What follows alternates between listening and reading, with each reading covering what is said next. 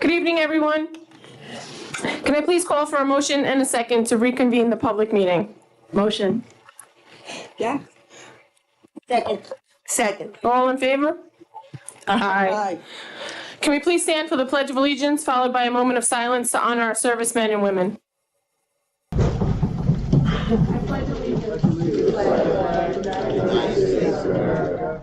the republic for which it stands, one nation, under God, indivisible, with liberty and justice for all.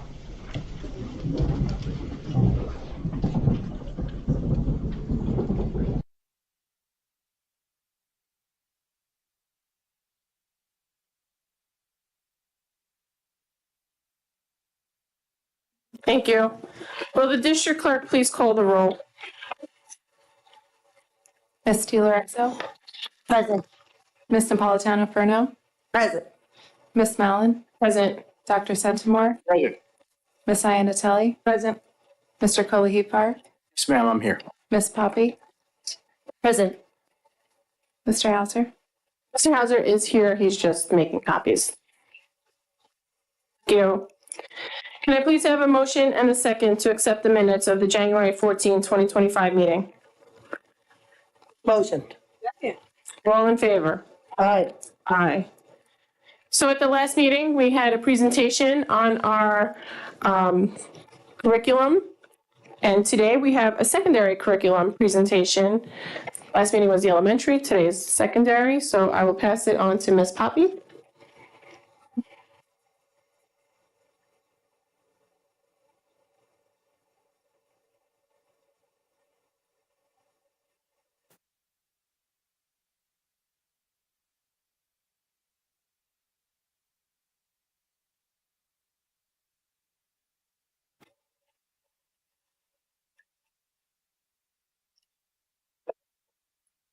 Just to test.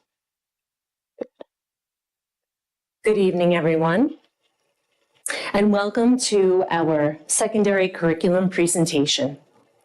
Tonight, we will share our pride in Connecticut's secondary programs by highlighting the achievements of the class of 2024, followed by 2023-2024 participation and performance data in our advanced and Regents level programs of study.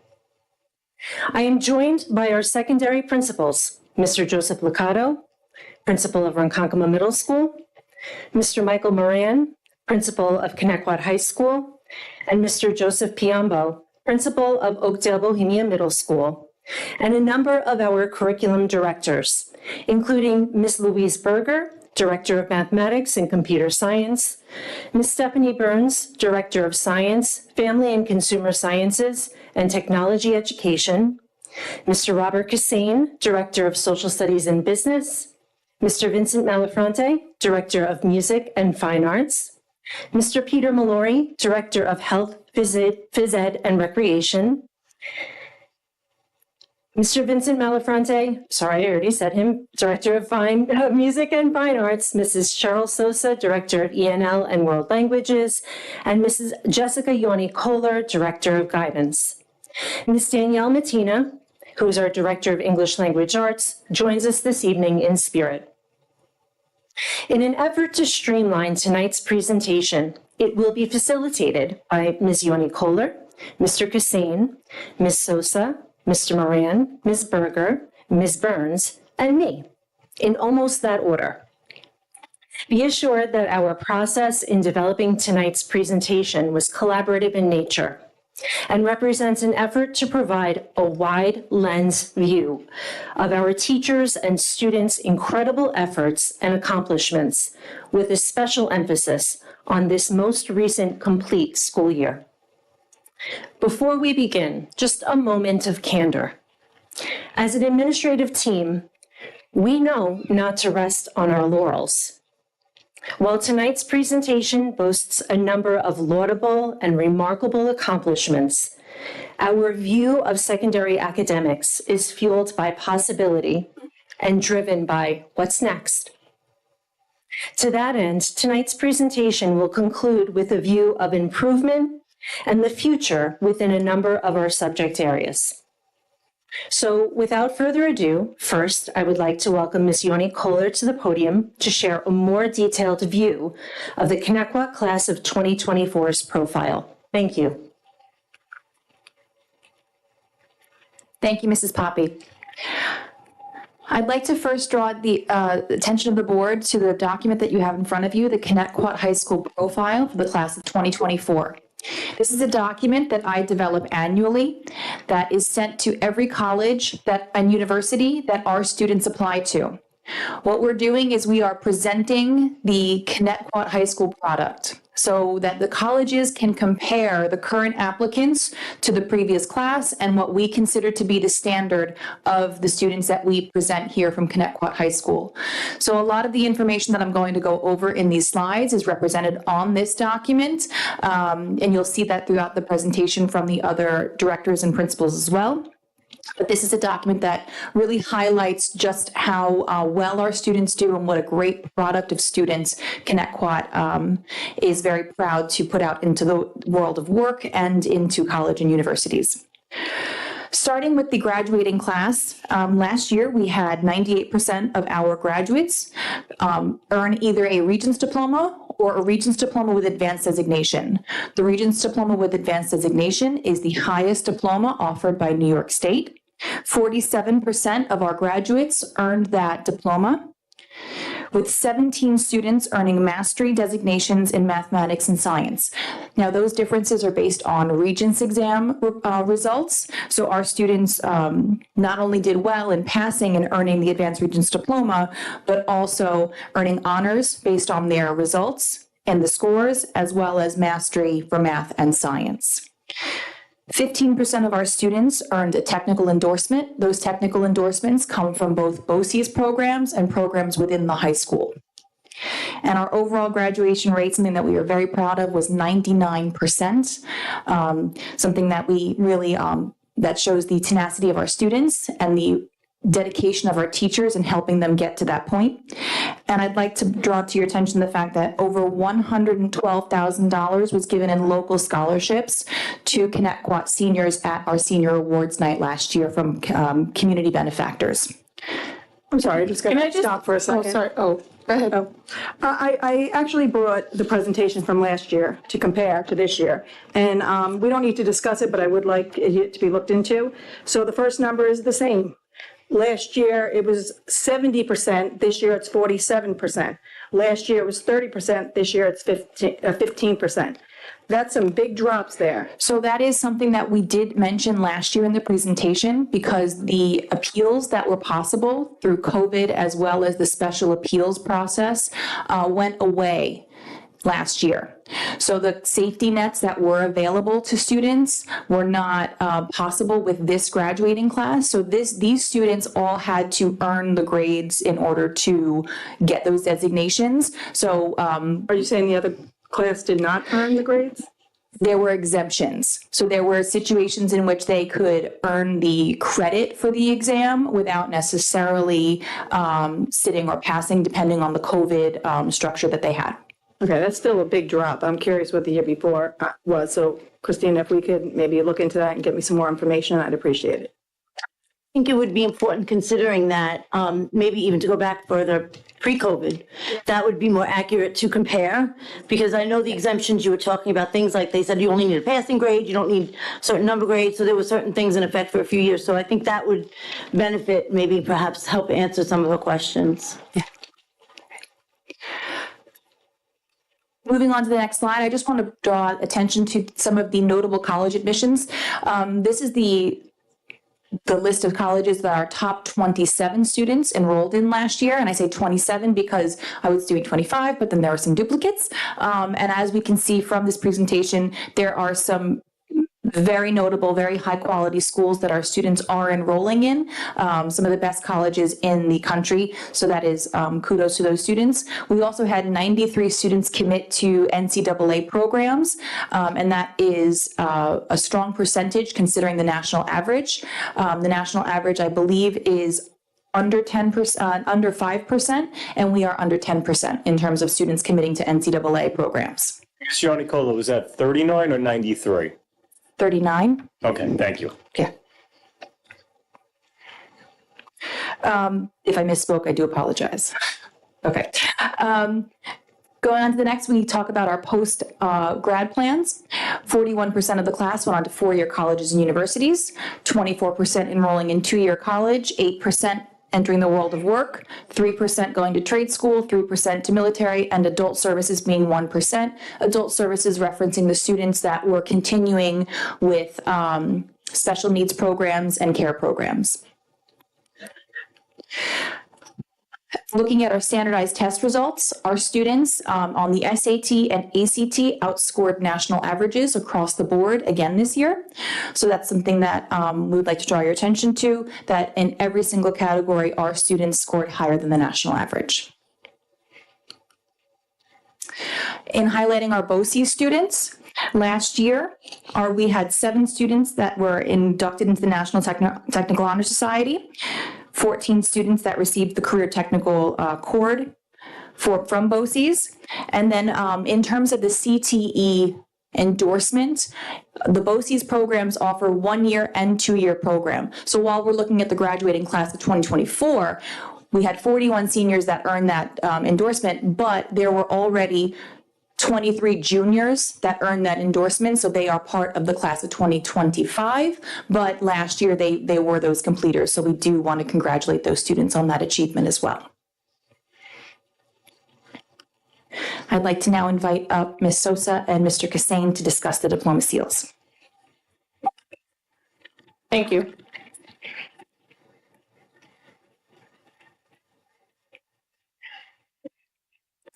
Thank you, Ms. Yoni Kohler.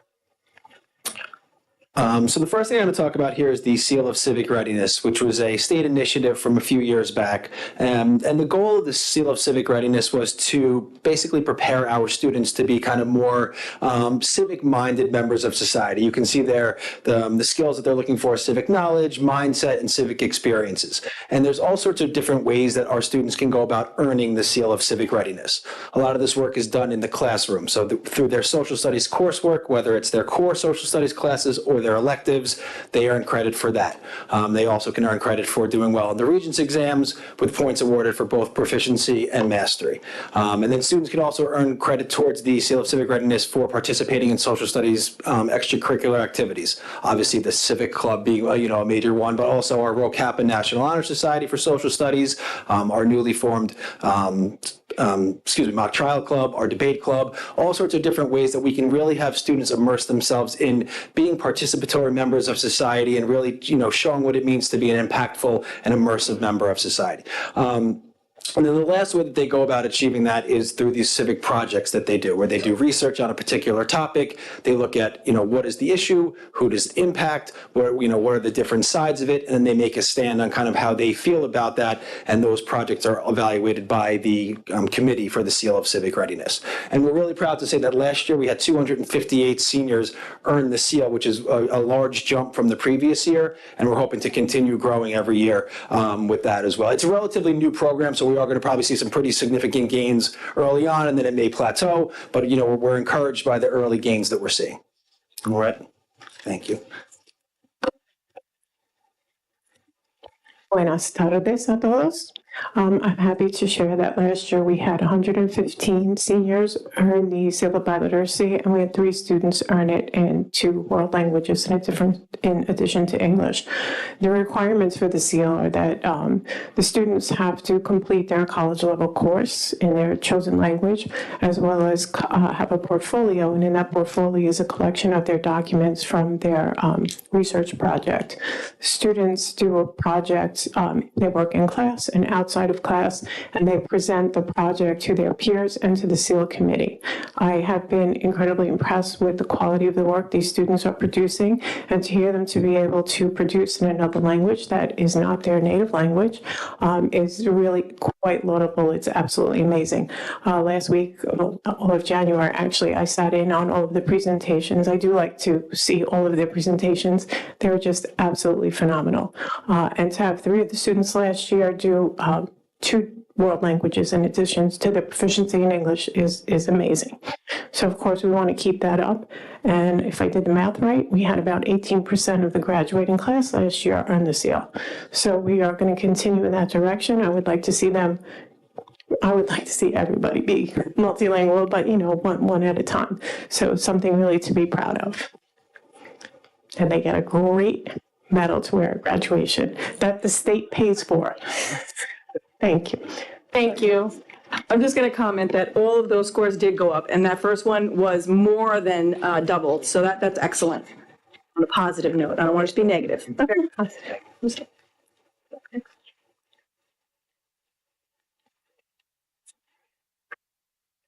Okay, at this time, I think Mr. Moran is coming up. Yes? Okay.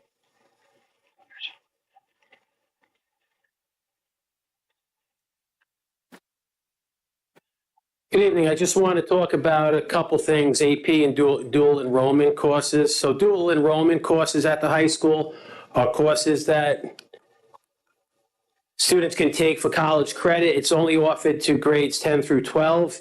And as you can see by the slide, we had 1,036 students seated for dual enrollment courses. 25 dual enrollment courses were offered, and 98 potential college credits are available for students. We're going to continually grow this program, looking to expand it. Next year, we're adding an English 12 honors opportunity, partnering with Suffolk through their Beacon program. And you can see some of the colleges that are participating with the dual enrollment: LIU, St. John's, SUNY Farmingdale, SUNY Stony Brook, and SUNY Suffolk Community College. So those are opportunities available to kids in grades 10 through 12. Advanced placement. Okay, so overview. I'm sorry, can I just ask, the 12 honors program that you just described, can you just explain that just a little bit? Well, next year, 12 honors will be offered like another dual enrollment course. Kids who are enrolled in 12 honors will have the opportunity to get college credit through the Beacon program at Suffolk Community College. Oh, that's excellent, thank you. The AP overview, so we had 533 students who were in AP courses, 481 sat for the tests, 1,053 exams were administered, 25 courses are offered through the AP program. The average score for our students was 3.4, which is a great score. 83% of our students scored 3 or higher, and we were honored as an AP Honor Roll School for 2024, and we also got the AP Access Award for the 23-24 school year. These are some of our results. I'll leave that up for a minute for you to take a look, and different courses, how our students fared getting a 3 or higher versus New York State and versus global.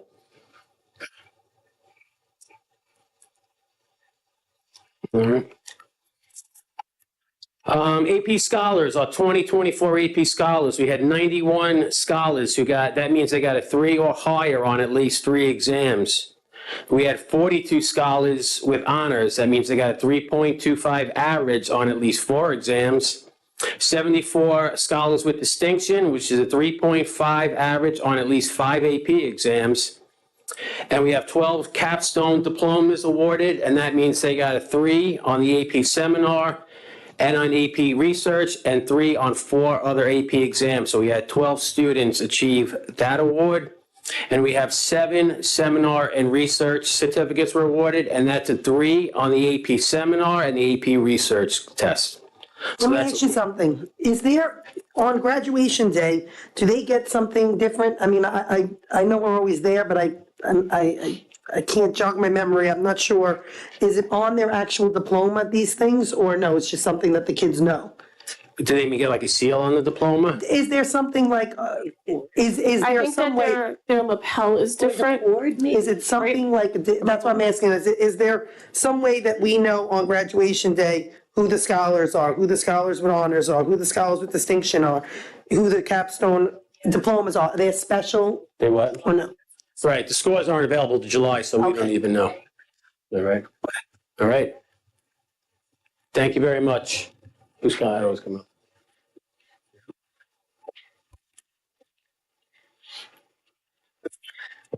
So just to clarify that, to have those final numbers, we have to let the full school year run through. So we don't receive students' performance reports until July from the College Board. I don't know whether there's any distinguishing pins or anything through an honor society, perhaps.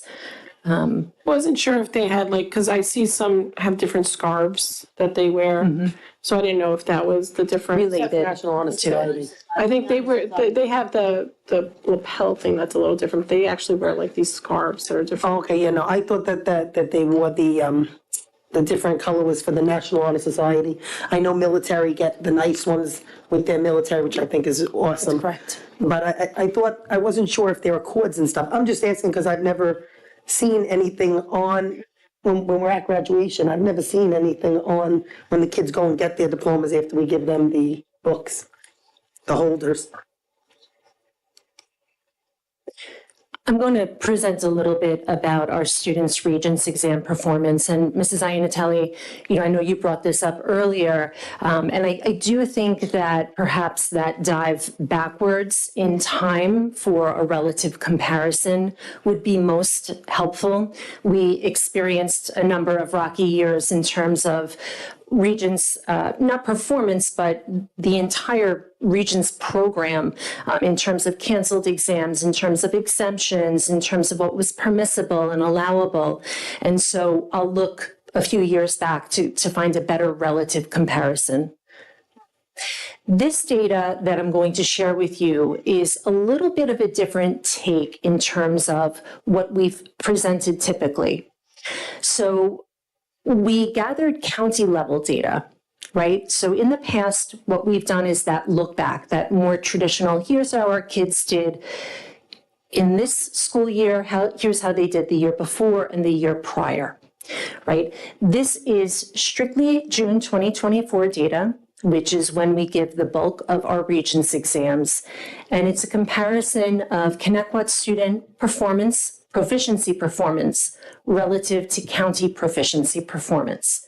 So you'll see on the next number of slides, Connecticut's proficiency rating is in red, or percentage is sitting in red, versus the county, which is seated in gray here. All right, so you will see that in every subject area, we outperformed the county average, which is nice to see, but I thought it would be a different take in terms of where our students are rating locally. So here's social studies. Global history is on the left, U.S. history on the right.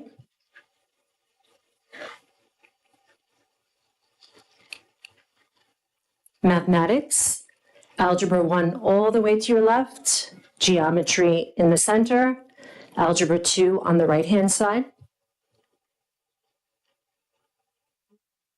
We worked on Algebra 2. We did all that extra stuff. Are we doing anything for geometry, since I'm seeing that it's the one that's not doing so well? We're over, but just barely.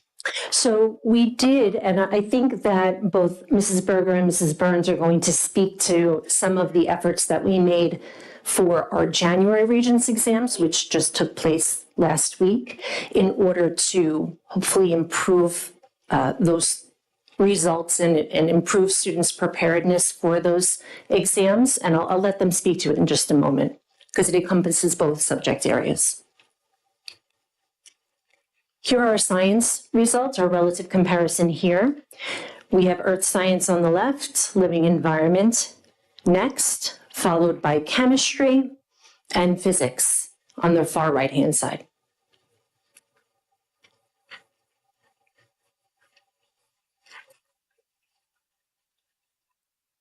So, Ms. Poppy, I'm going to chime in. I love the county comparison, but I also think it's important, and I want to acknowledge the great work that's being done with our directors and our teaching staff. But we do know that we do have struggling learners across subject areas. Some subject areas, we tend to hear more about mathematics, science. I'm a humanities person by trade, social studies, but I understand, and it can vary, especially if the state changes an exam. We've experienced that, so I know part of that look back that the board is asking. You've had some changes in exams, going back to pre-COVID to now. But in terms of some of our struggling learners, as we look at the success data, we know that built within that, there are those that are struggling. So we can maybe speak to some of the, the struggling learners and what we've been doing to address them as well. I sure will, but first, If I flags. I'm understanding this correctly. So when you look at these graphs, you're saying 91% of our kids pass the earth science That's correct. regents? Proficiency is 65 or better. It's passing. Correct. I know. Yeah, that's the comparison here. It's percent, What they were grades. it's percent proficiency for Connecticut District, and then percent proficiency for Suffolk County Schools.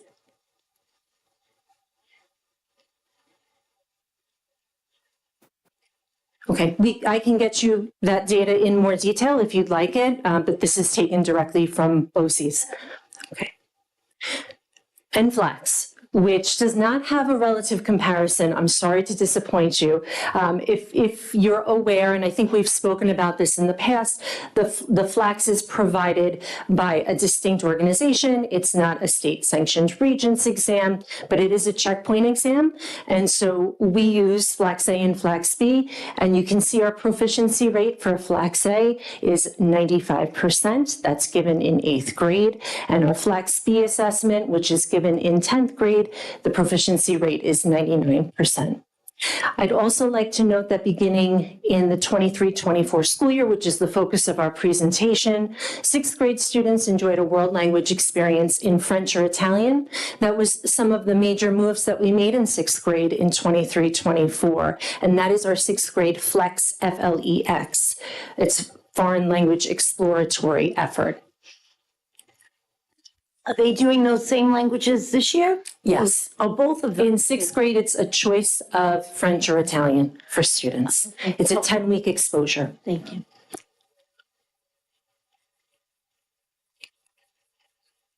And finally, beginning in 23-24, our ENL students at Connecticut High School were offered the BOCES World Language Pathway Exam with a 100% proficiency rate.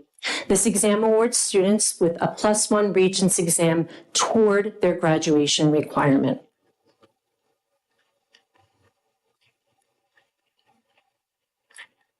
So in terms of what the future holds for us, and I'll pause to editorialize just for a moment before we head into the next few slides.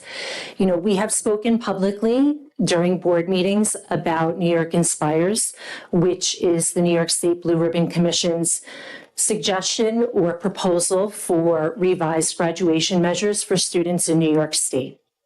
And so until that proposal or those proposals become approved by the Board of Regents, we are still looking at traditional Regents exam results.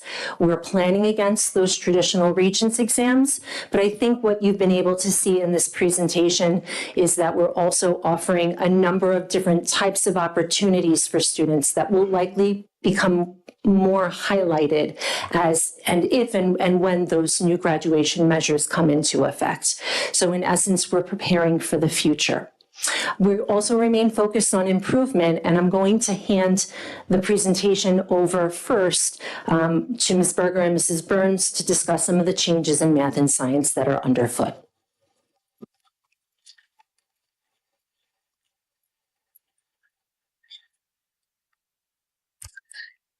Where shall I begin? Let's start off with the last year's numbers for Algebra 1 did include the new exam. So if you remember, that exam was given at the beginning of June to all of our 8th grade algebra students as well as our high school algebra students. So there was a little shift in instruction, a slight shift. The shift actually started to happen in 2017 with the creation of the Next Generation Math Learning Standards. Unfortunately, right before COVID hit us, we were supposed to roll over to all Next Generation from Common Core, and that didn't happen. So after we rebounded after COVID, it did take quite a few years before we actually changed and updated the exams. So last year was the first administration of the Next Generation Math Learning Standards for Algebra 1. This year, 2025, will be the Geometry Regents exam. Again, a slight shift in some of the standards. Some were removed, some were added. In 2026, we will see a new exam for Algebra 2. Again, implementing the new standards. So that was some of the new things that changed with the actual exam themselves. I know you had mentioned before about geometry. I did bring some numbers for geometry. Our numbers actually went up for proficiency. So this past year, 2024, they were at 72%. The year before, they were at 65. The year before that, which was 21-22, they were at 51. So we did recognize that something was happening with that. And this work did continue this year. When the teachers got back in September, all Regents teachers met with their group and myself, and we actually did a deep dive into the actual data. The data from our actual students who took the exam, teachers were able to look at only their students who took their exam under their name. And they, each question was rated about how many of their students scored correctly, how many lost credit in certain points. So they were actually able to do a lot of self-reflection. And then the team got together and they shared, oh, I got 100% on this question. Well, what are you doing? You know, so then that conversation ensued amongst the teachers teaching the same course. We will continue to do that over and over again so that the teachers can learn from each exam, because the questions change, and then just make instruction better in the classroom. So we will continue that. Over the summer, I'm sorry, are these tests given electronically now, or is No. it just the SAT? Am I confusing it? Yeah. Okay. So all the Regents exams are still paper. Still paper? Thank you. Yep. Summer curriculum writing. So over the summer, we did, this past summer, we had a group of geometry teachers who actually, again, ripped apart the New York State standards to make sure that our instruction was correctly and properly aligned with what we were teaching. Some of the things that we are trying to do and making a great attempt at are our course offerings, changing the way we offer some of the lab classes, refining some of the prerequisites to get into the next level course, and making sure that students are appropriately placed. Because when they're not appropriately placed, not only are they struggling, but that's when, you know, they're not in the right spot for their ability level or what their previous course prepared them for. So again, we are revisiting that. Each teacher will revisit the course recommendations in the springtime and then after the actual Regents exam. Some of the other things that we are doing within the department, and Ms. Burns will tell you the same with science, we have, through our honor societies, having peer tutoring. So that is something that the students can scan a QR code, put in when they're available to meet, the course that they would like help with. Mr. Dulce, who is our advisor for Math Honor Society, and then works with the students, his students in the Honor Society, and tries to make those pairings up. And that happens throughout the school day, could happen before school or after school. So I will turn it over to Ms. Burns. And I'll start where Mrs. Berger left off. There's a similar method for students to receive peer tutoring in the 4 main core subject science areas as well. It is organized through Mrs. Dosh and the Science National Honor Society students. Again, that can happen before or after school or embedded in periods throughout the day. And the students in the Honor Society provide access to their particular comfort course of study. A question, how are you letting the parent know? Because that sounds like a fantastic idea. Are we getting it out there that they know that their child can get tutoring through this process? So there are placards up throughout the building for the students to have access to it. It is posted on the, I believe, on the grade level Google Classrooms as well. So as a parent, I don't access my child's Google Classroom. So is there a way to get it out to the parents so the parents know and they could maybe push their child to like apply for this? We certainly could also post that information on the Parent Square system. Is this just for high school students with high school students, or are you guys allowing this high school students to tutor the younger students? This is strictly within the high school structure, just because of the availability of places in the building where students could meet up before, after, or during the day. Okay. If I hop into actual science changes, there have been extremely large changes in the world of science over the course of the last several years. Much like what Mrs. Berger mentioned, in 2016, New York State adopted new standards. They are called the NISLIS. They are very much similar to the national new science standards. They are called the Next Generation Science Standards nationwide. And our NISLIS standards actually add a couple of other twists on that. Then there was a pause when we were supposed to roll out our new Regents exams as well.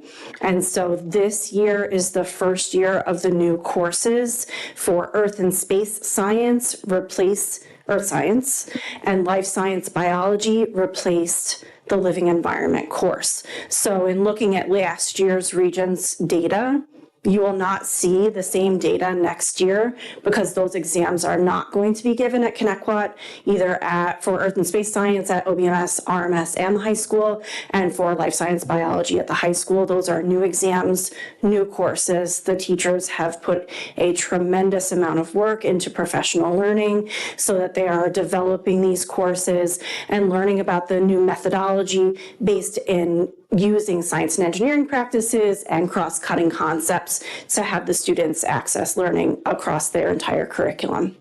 With that, we also developed new midterms in the variety of levels of Earth and Space Sciences and also our Life Science Biology courses. And next year, we will be doing the same exact thing for our chemistry and our physics strands of learning as well.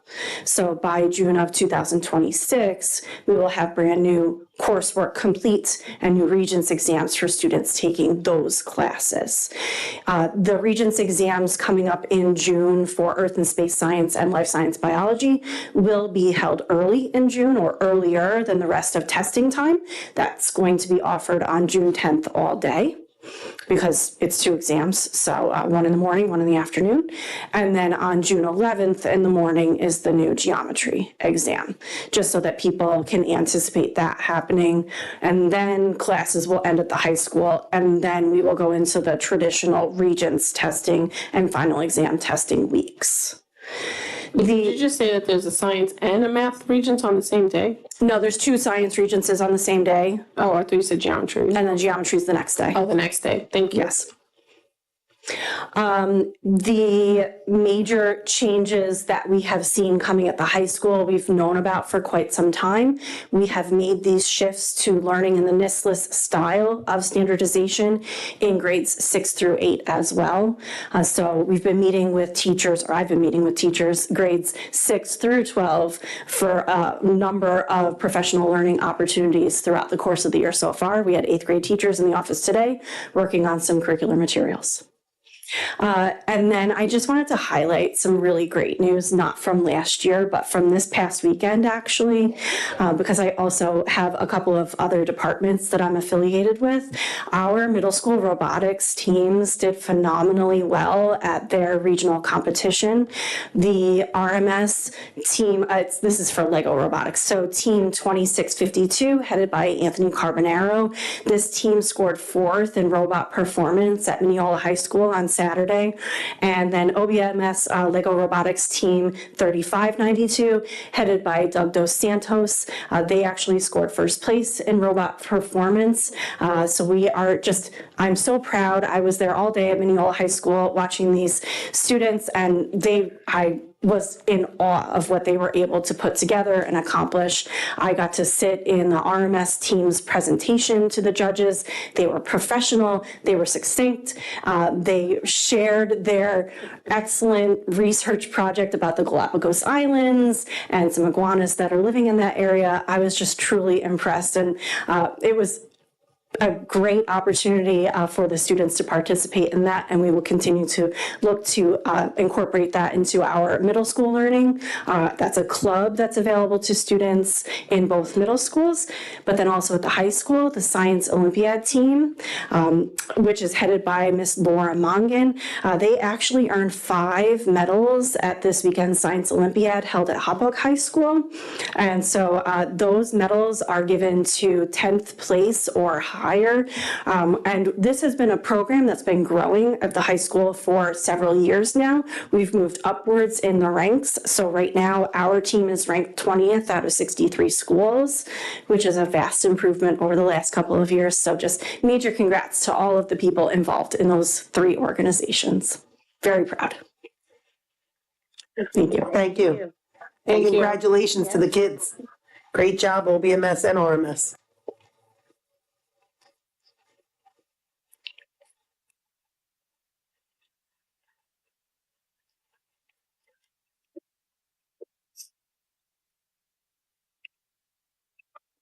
And perhaps a less detailed but equally important concept of continuous improvement in ELA and social studies and world languages and ENL is going to follow now.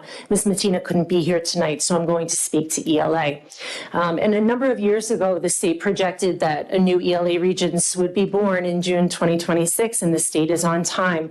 Just as scheduled, next June, we're anticipating that new Regents exam in ELA as well. So although we're talking about these new measures for graduation, the state is simultaneously rolling with these new assessments. So again, it remains to be seen how things will play out completely. And as Mr. Moran mentioned, we are enthused to host a new dual enrollment course with Suffolk County Community College for English 12 honors. So our students will be able to, if they're enrolled in that course, choose to earn college credits in the fall of 2025. And as a side note, we're also continuing to pursue our partnership with Suffolk County Community College. We've made some connections there with an executive board member, and we're really attempting to open up opportunities for additional coursework in Connecticut High School that our students will be able to access in addition to what's already available. We've earmarked certain areas that we think would benefit from that infusion of a college level experience for our students. And we're essentially politicking Suffolk County Community College to be a lead partner in that effort. So more to come on that. I'm hoping for some good news shortly with reference to those chances for our students. Thank you. Mr. Cassin. Okay, thank you. For social studies, kind of echoing what both Ms. Burns and Ms. Berger said, our scores are good and we're very happy with our social studies scores, both for the AP and for the Regents numbers, but that doesn't mean we're complacent. So the same way that they're going to attack their data, go in, run your item analyses, see what works, see what doesn't work. We're constantly striving for improvement, and that's something that, we've had all of our kind of seismic shifts over the last 4 or 5 years, so I don't have any fun things to report on that front. But like I said, we're always going to be cognizant of trying to improve and never kind of resting on what we have. Like I said, we're happy with our scores are, but we always want to continue to strive for that improvement. So it's data, it's analysis, it's collaboration, and that's what we're going to kind of keep working on as the years go on for social studies.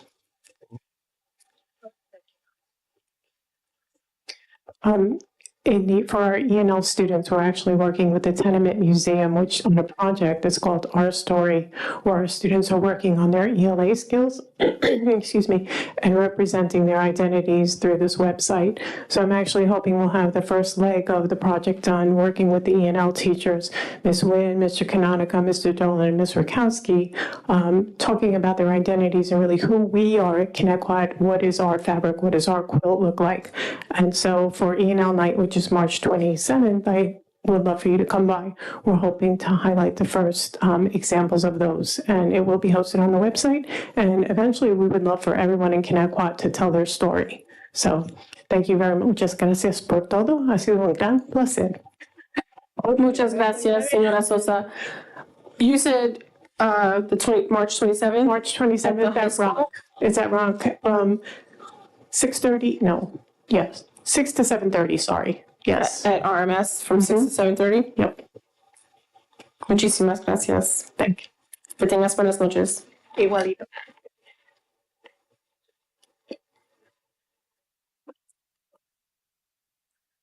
And we'd like to conclude with an opportunity for more questions if any board member has them at this time.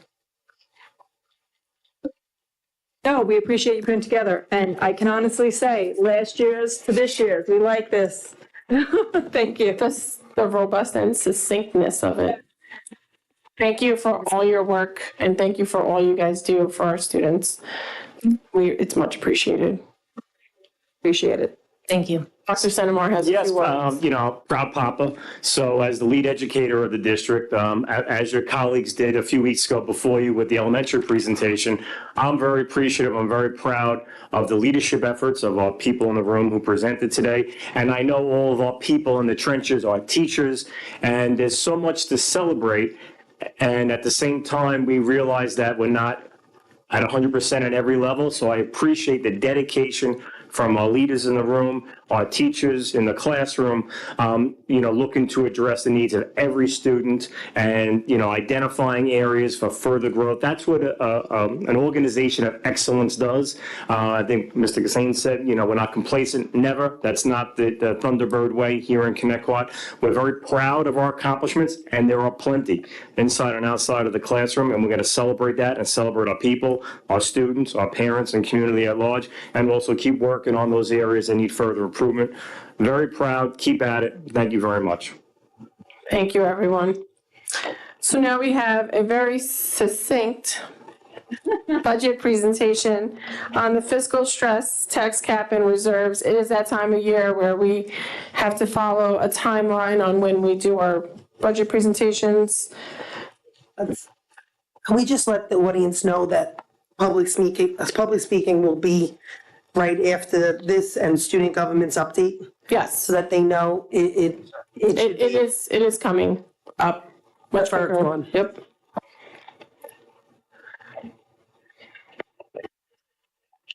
This is going to be a very succinct presentation. Already, I'm feeling the stress. Thank you, Mr. Hauser. Okay. Try to keep No it stress. 1,000 words or less. Bob, my questions we're gonna answer during, board discussions. Leave them for then so that we can let the people talk. Okay, very good, thanks. All right, good evening. This will be the second budget presentation for the 2025-26 school year. We're going to speak about fiscal stress, state aid, the tax cap, our reserves, and the district's outstanding debt. Next page, please. Okay, on this page here, I just highlighted the calendar. It's a very short calendar in terms of the items that are on it, but in yellow, I highlighted where we are today. Also, we'll talk about the governor's executive budget with the state aid estimate that was just provided. And then you can see the next couple of dates there that'll lead us up to May 20th, which is the actual budget vote. Next page, please.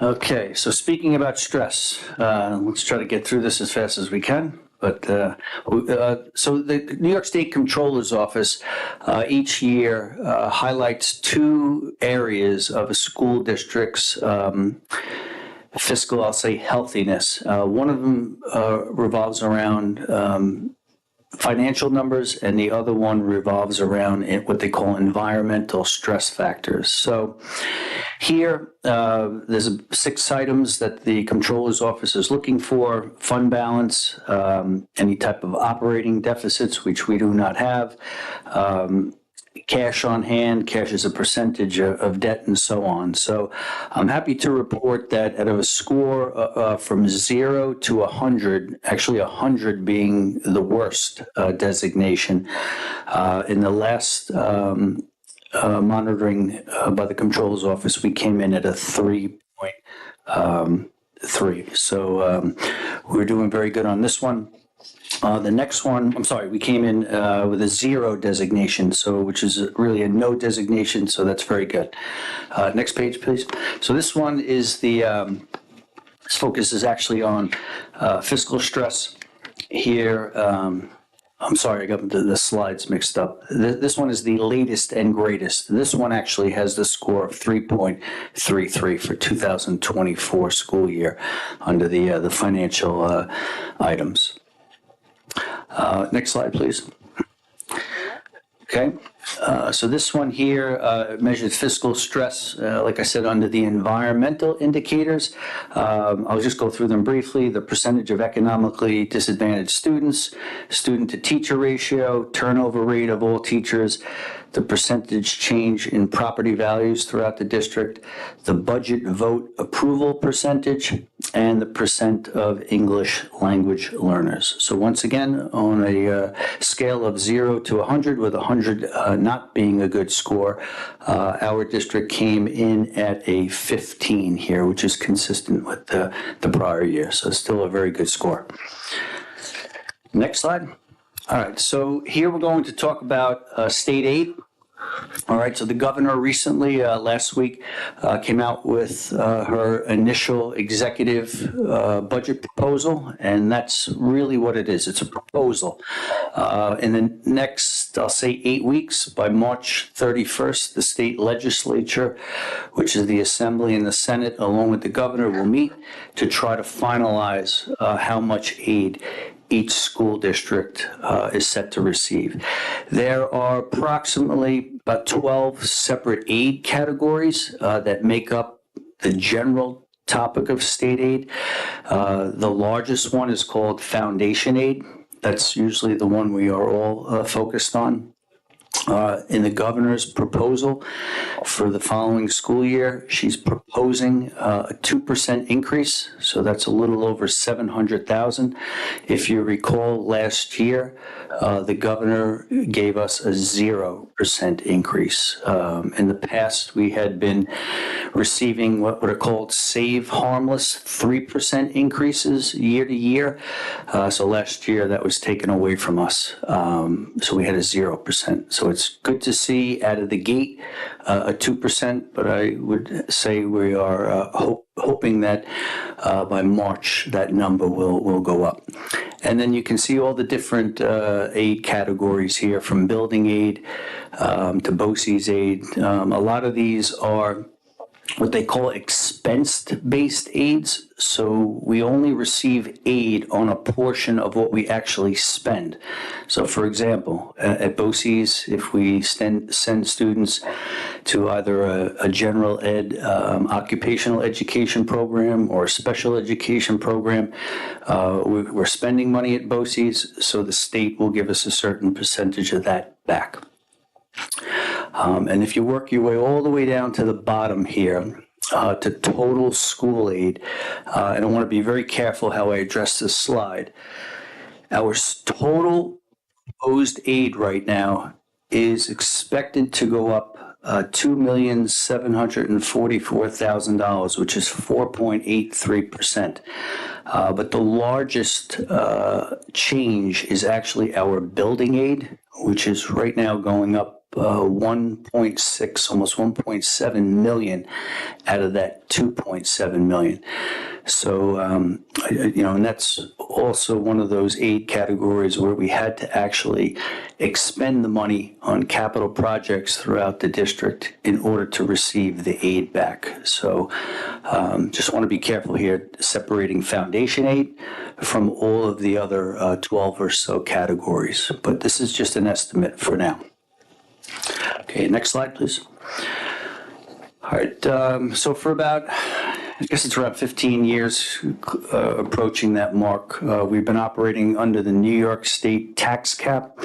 Unfortunately, the number 2% is often associated with that cap, and that's really, I'll say, not a true number for any school district, because we can either go above that, we can go below that number, and every district has its own factors that the state provides that determines the final rate.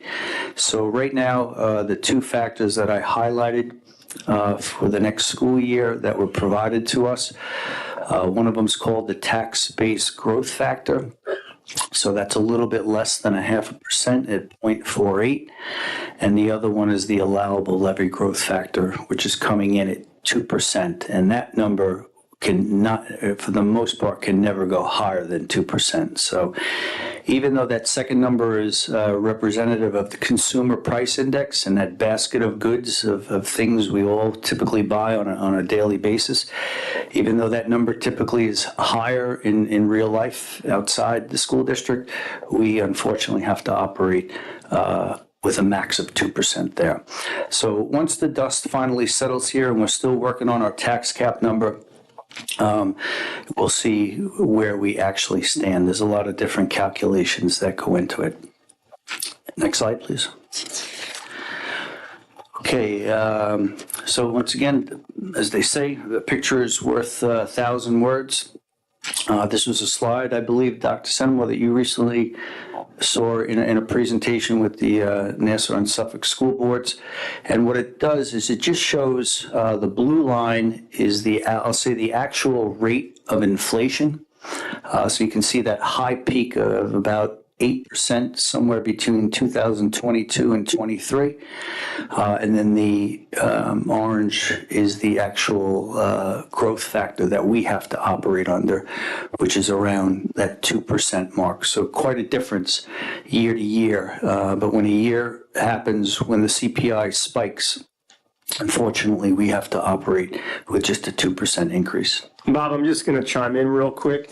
In a lot of states where, and we know this is good for our taxpayers, please, where there is a cap, a formula in terms of local taxation, what the state and what those other states will do is that they'll make sure that the state aid, for us that category is foundation aid, is sufficient to offset things like this chart is showing. And what we've seen traditionally in New York State is that they don't do that. And so that's why right now when we're looking at a proposal from the governor's office of a 2% foundation aid increase, and because of last year, the expectation was set low because they held us at a 0% increase.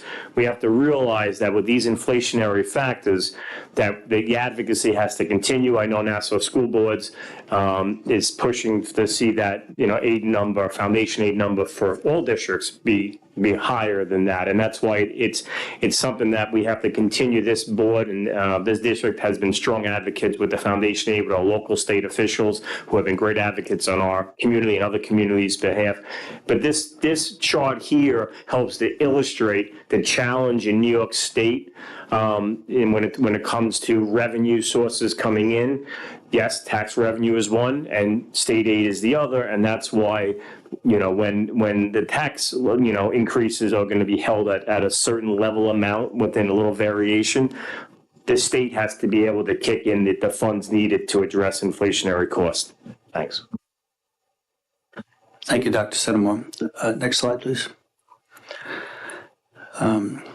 So this slide is as simple as it is, really highlights I'll say the tax revenues that are collected throughout the state and how much aid is actually provided to Long Island, which you see on the left, and then what the rest of the state gets. So, unfortunately, Long Island only sees about 26% of our total budgets come in the form of monies from the state, whereas districts outside of New York City and outside of Long Island tend to get a lot higher amount at 42%. Dr. Senemo, did you want to add anything on this slide? Or? Yeah, I mean, this is the age-old conversation about how Long Island does way more than its share to fund, costs across the state. And then when it comes time for us to receive our fair share of aid, educational aid, we fall short. And again, a credit to our local representatives, school boards such as Connecticut and others for continuing that advocacy effort. Okay, thank you. Next slide, please. Okay, lots of numbers on this page. For the most part, two key words that you'll often hear with school districts are reserves and fund balance. So what I did here is I just put together a few columns that show each year from 2022, 3, 4, and 25, where our fund balance and where our reserves have been and where we expect them to be at the end of the school year. I tend to focus on the bottom line. We've remained fairly steady. The only thing I will highlight is, for the most part, from 2022 2023 to 2024, our reserves went down a little bit, about 4%. So, we use these reserves very carefully to offset some of the costs in the budget. So when we use those reserves, they're very similar to a savings account. We have to be careful that we're able to replenish the reserves so that we're not, I'll say, artificially subsidizing the budget. Now, Bob, what this doesn't show is the projected fund balance when we close the books in late August, early September, right? Okay. Yeah. Next slide, please. Okay, we're coming into the home stretch. Debt, okay? Not a word that people like to hear too often, but, unfortunately, as a school district, we tend to have to borrow money from the community, and we're very thankful for that, in order to do significant capital projects. I believe this room, in general, is an example of a recent capital project. So this schedule just lays out year to year and bond by bond, for the most part, how much we spend. I've broken it down as well by principal and interest. We watch this schedule very carefully because as debt expires, so as we make the last principal and interest payment on a bond, if we're not careful, the tax cap calculation penalizes. We actually have to, in a sense, take a hit for that. So as debt is coming off, and you can see in that first column there, we have a $8.3 million bond that I think the last payment is less than 10 years from now. So as that payment is about to come off, we're very careful to plan for additional capital projects that we will have to borrow for and request permission from the community so that we can replace that debt and not take that hit or that penalty with the tax cap calculation. Okay, next slide, please. All right, any questions, comments?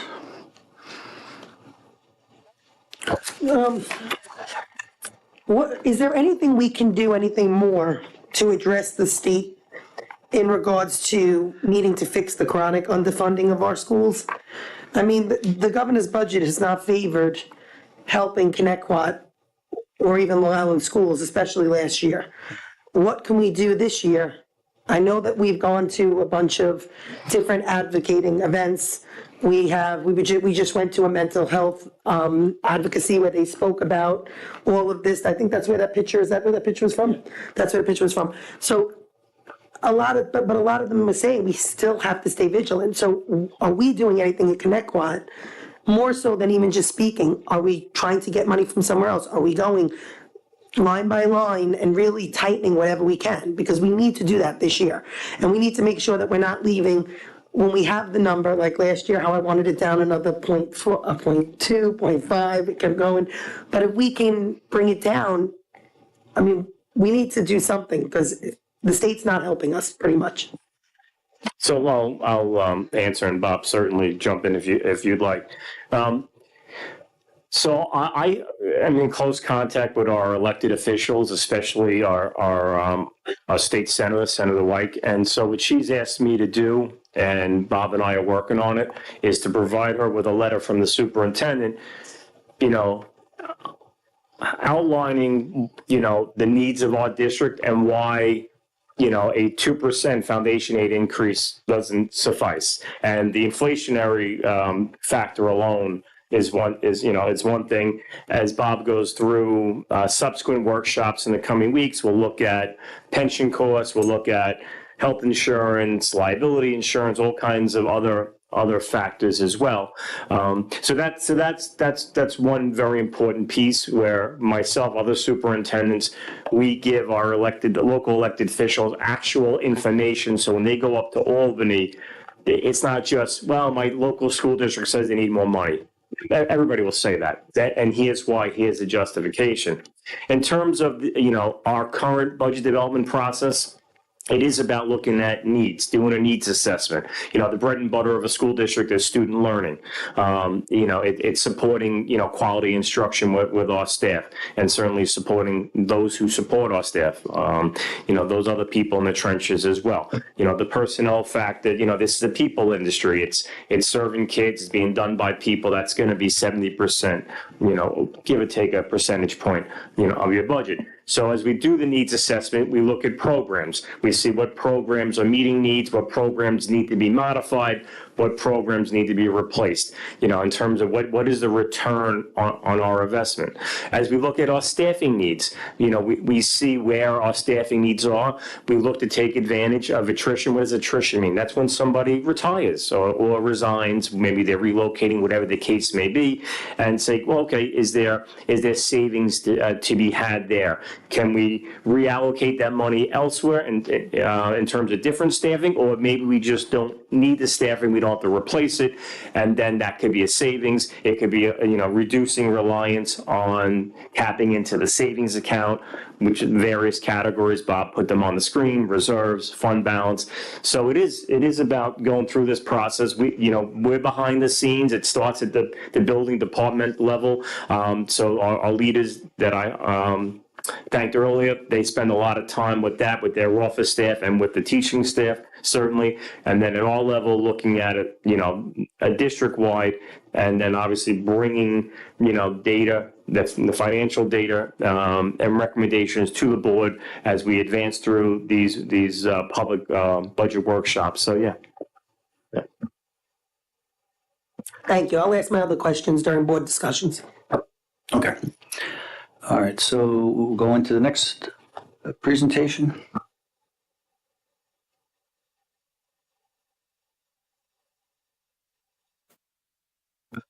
Okay, so the town of Islip has advised us that there's a new exemption that is forthcoming for school districts to decide, and then there's an existing exemption that the school district already participates in that exemption.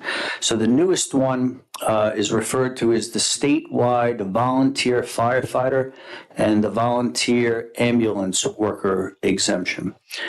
Do we have any volunteer firefighters or volunteer ambulance workers in the audience?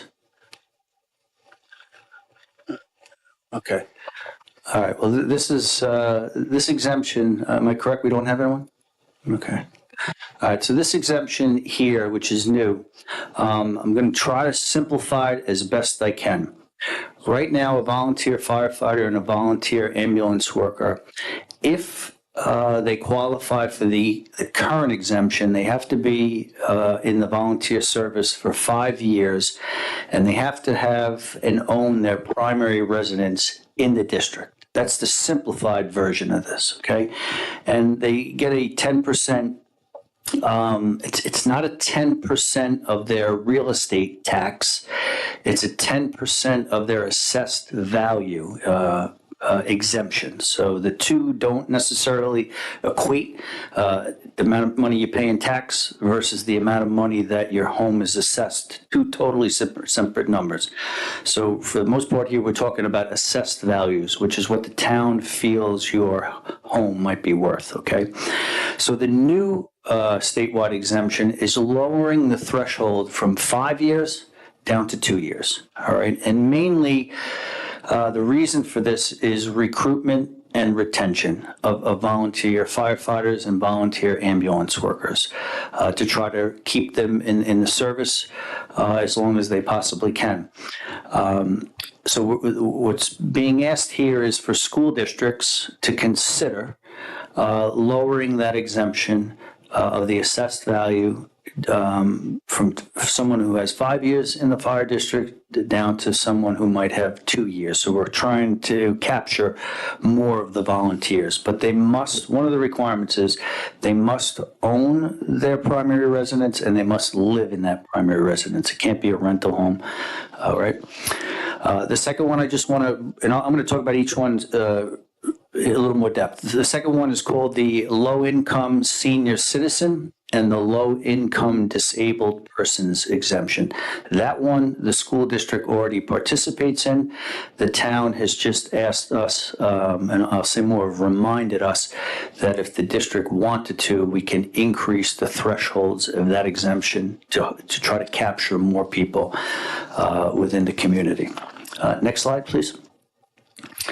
Okay, so this slide is pretty much what I just told you about the firefighter, lowering the exemption from 5 years down to 2 years, and I'll emphasize it's on it's 10% of the assessed value, not necessarily the total tax here. Next slide, please. Okay, just to let everyone know, surrounding municipalities, what they've done. So the town of Islip itself has adopted this exemption with the 2-year requirement, the minimum requirement. The county of Suffolk, as well as the town of Brookhaven and the town of Smithtown, have also adopted the minimum 2-year exemption. Next slide, please. Okay, so the last meeting, we spoke about this briefly, and I was asked to try to provide some numbers to put this into perspective. How much of the actual school tax would be shifted from those, I'll say, volunteer firefighters and volunteer ambulance workers who qualify and who actually apply for the exemption? How much of the school tax would be shifted to everyone else in the community, okay? And this slide here just gives you an example. In the current school year, tax year, the town of Islip wide, so this is not Connecticut School District, this is the town of Islip wide. The town granted 167 volunteer firefighter and ambulance worker exemptions, all right? And when they break that down further, the total assessed value was $717,000, which is a key number. I'm going to show you that on the next slide there. All right, and they actually broke it down to an average assessment, okay? So this slide here, what I did is to try to show everyone what this effect would be if 167 volunteer firefighters and ambulance workers in the town of Islip, all right, if every one of those volunteer firefighters lived in the Connecticut School District and qualified for the exemption, because by lowering it from 5 years down to 2, I would think we would capture more volunteer firefighters, and like I said, the ones who own their own home and live in their own home. So I'll go all the way over to the pink column, which is the difference here. Now, I don't know how much each one of you value, or I don't know how much the town values each one of your homes. But if you didn't qualify for this exemption, if your home was assessed, and I'm at the bottom here, it says cost for a home assessed at $10,000. If you carry this all the way over to the right, to the pink column, the effect on someone who has a home that's assessed at $10,000, you would see your school tax go up about $2.17. All right, so I broke it down 5 different ways, from 10,000, 20, all the way down to 50,000, which is really the high end of the assessed value in the town of Islip. So even someone with a home that's assessed at $50,000, they would see their school taxes go up about $10 and what do I have, 87 cents there. So hopefully you can see, I just tried to put it in perspective what the effect would be if 167 volunteer firefighters qualified in the school district, okay, not necessarily the town. Okay, next slide. Okay, so that was it. That's the volunteer firefighter one. Okay, but before I move on to this next one, there's a March 1st deadline for the board to consider adopting the new firefighter exemption. So when I get done with this whole presentation, if the board is inclined to move in that direction, one of the requirements is to have a public hearing, which would be on February 11th, the next board meeting, and after that public hearing, which is to get input from the community as well, because we in a sense, could be affecting individual people's taxes. So we'll give them an opportunity to speak and to be heard. There's a resolution that would have to be passed as well, that the board would finally adopt to make that 2-year minimum effective. Okay? All right, so let's go over to the senior citizen one here. This is the low-income senior citizen and low-income disabled persons. So this one here, is this the first slide or? Okay, thank you. So this exemption we already participate in, okay? With an income eligibility limit of $29,000. Now, unlike the firefighter one, this one is 50% exemption of the assessed value, so a lot higher. And it also operates on a sliding scale because it goes up to $37,400. All right, so for the most part here, if you have someone who's deemed to be a low-income senior citizen and they have income, okay, which is another very vague term because a lot of different things make up somebody's income, but if their income falls within $29,000 to $37,400, they could get an exemption on their school taxes up to 50% of the assessed value on their home. Okay, different than what they actually pay in tax. And that also applies for someone who's a low-income disabled person, not necessarily a senior citizen, but someone who's disabled. Now, at the bottom here, our number's $29,000 to $37,400. The town of Islip, I believe last year, as well as the county, they increased their figures up to $50,000. So they're capturing more people who are either low-income senior citizens or low-income disabled people. They're capturing them up to $50,000 in income with a 50% exemption, and their scale goes up to $58,400. Okay. Next slide, please.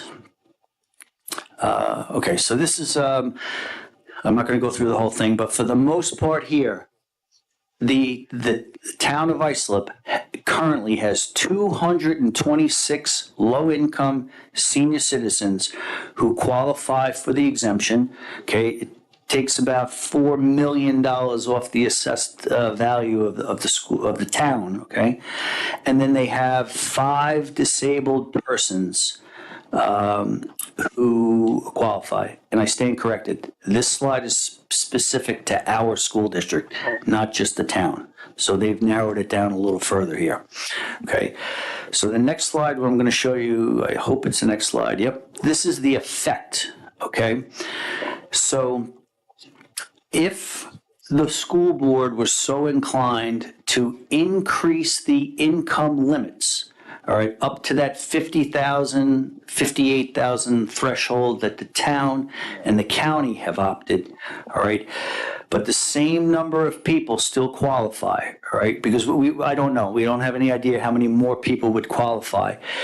On the far right here, the pink column, all right, once again, if your home is assessed at $10,000, I'm estimating that you would see your school taxes go up about $12.97, around $13, okay? And all the way down at the bottom of the screen, if your home was assessed at $50,000, you would expect to see your school taxes go up about $65, okay? So that's the effect if the school district goes ahead and increases that exemption. There's no requirement for the school district to do that. Neither is there a requirement for the school district to do the firefighter one either, but we are being asked to consider it. Next slide, is that it?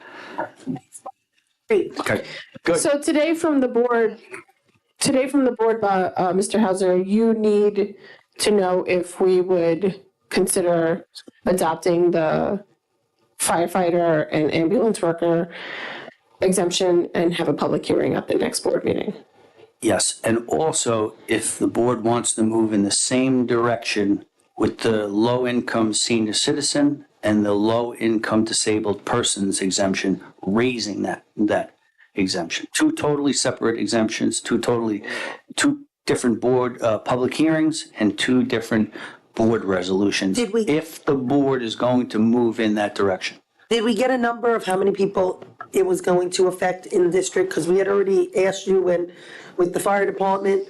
I mean, these guys put their lives on the line, they're volunteers. Yes. I don't see a problem with, we already have the 3 years, making it the 5 years.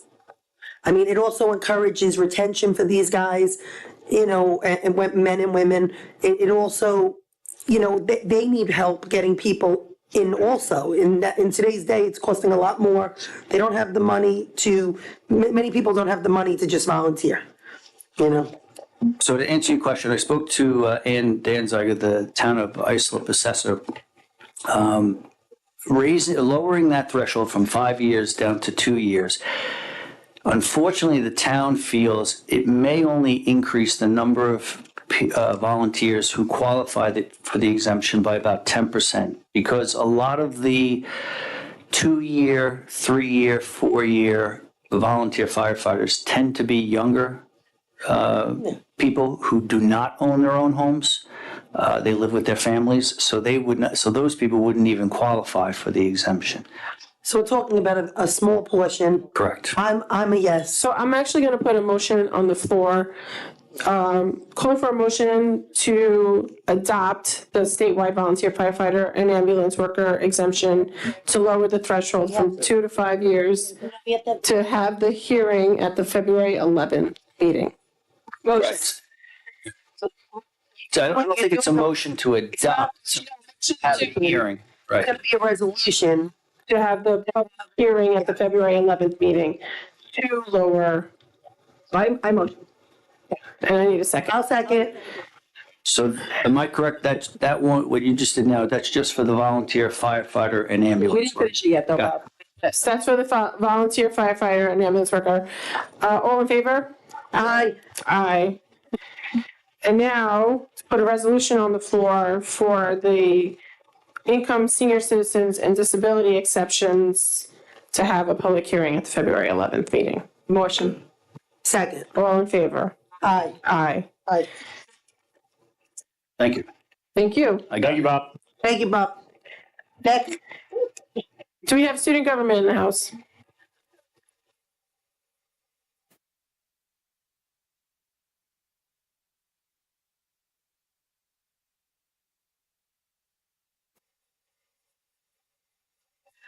Hello. Okay. Hi, I'm Michaela, one of the Board of Ed reps from the high school, sharing a few upcoming events. Our Valentine's Day flower sales start next Thursday. 1 flower for $2, three flowers for $5. There will be student government members who will be carrying around slips where you can state the amount of flowers you want and a little message to that special someone. And of course, next meeting, I'll make sure that I have enough slips so Dr. C can make all his board members feel extra special. Thank you, much appreciated. The senior trip to Villa Roma in the Catskills starts this weekend. We leave Sunday morning and get back Tuesday the 4th. Hopefully we all come back in one piece. 7 p.m. curfew, right? Yeah, I think so. Strict curfew there. This Friday is the music department's jazz night. There will be a lot of raffles and a lot of good music, so hopefully I see you all there. And finally, the student government is planning a 3v3 basketball tournament for March 7th after school. There's more details to come with that one, like price, rules, and all the fun details. Thank you for giving me your time today. Have an amazing rest of your night. Thank you so much, and enjoy your senior trip. No broken bones when you go snowboarding. I hope you guys all have a great time at senior trip. PTA Council?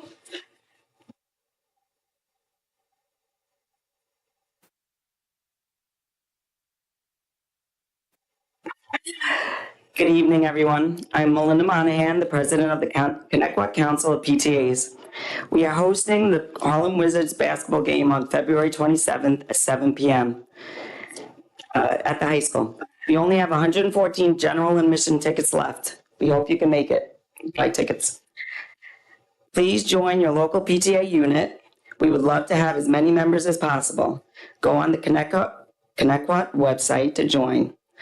Also look at the social media accounts, or your accounts, to keep up with the events.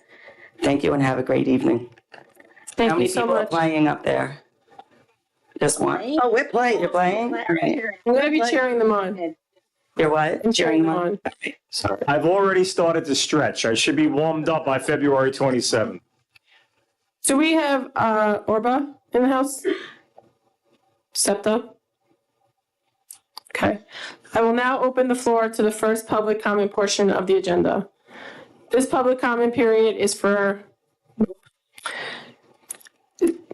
everybody. I know, I have the wrong verbiage. I will now open the floor for the open public comment portion of the agenda. I will call individuals forwards one at a time. Please wait for my acknowledgement before stepping to the podium. You should have received a number card from security on your way in.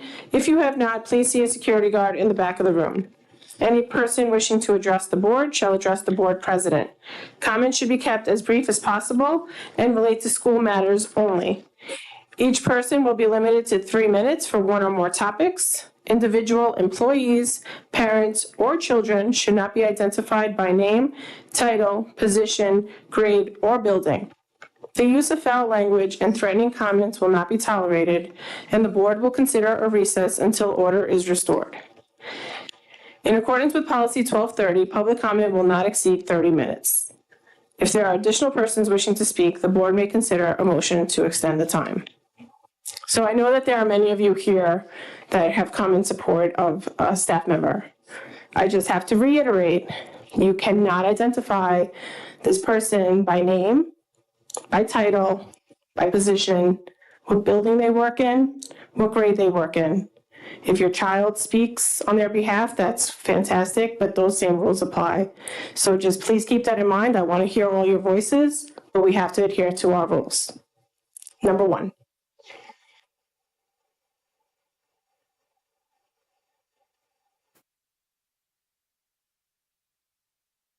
I'm just going to ask you to press the button so that the mic goes on so people at home could hear.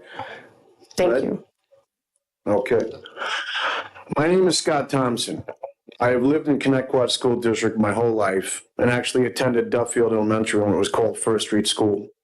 I met my wife in Connecticut High School, and my 3 sons have graduated from here as well. I have known the accused for more than 40 years. She is a trusted friend, awesome mother, and absolutely loves teaching her students. Every time I speak to a parent whose child was in her class, they always rave about how much the kids love her and how attentive and nurturing she is towards their needs. I am also a retired NYPD lieutenant with a lot of investigative experience, and it is my professional opinion that this is an absolute travesty. What I see is a number of individuals taking a benign situation and turning it into a vindictive persecution. She is an asset to our district and should be showered with praise, not have her name dragged through the mud. Thank you for your time. Thank you. Number two. Number 2. Number 3. Hello, everyone. How you doing? I'm Craig Amarando, Ronkonkoma. So it's hard because of the rules, so I'm going to be very careful. What's that line? But I am here tonight because we, the people that are here for the same reasons, we need your help. Okay? Certain teacher in the district has been disciplined. This individual, like Mr. Scott there has said, if any parent that had this teacher, any student that had this teacher for at least 25 years, she is a gem to the Connecticut School District. She's one of your best teachers you have. Okay, no one, and I've known her for a long time, not one person could ever say a mean thing about this teacher.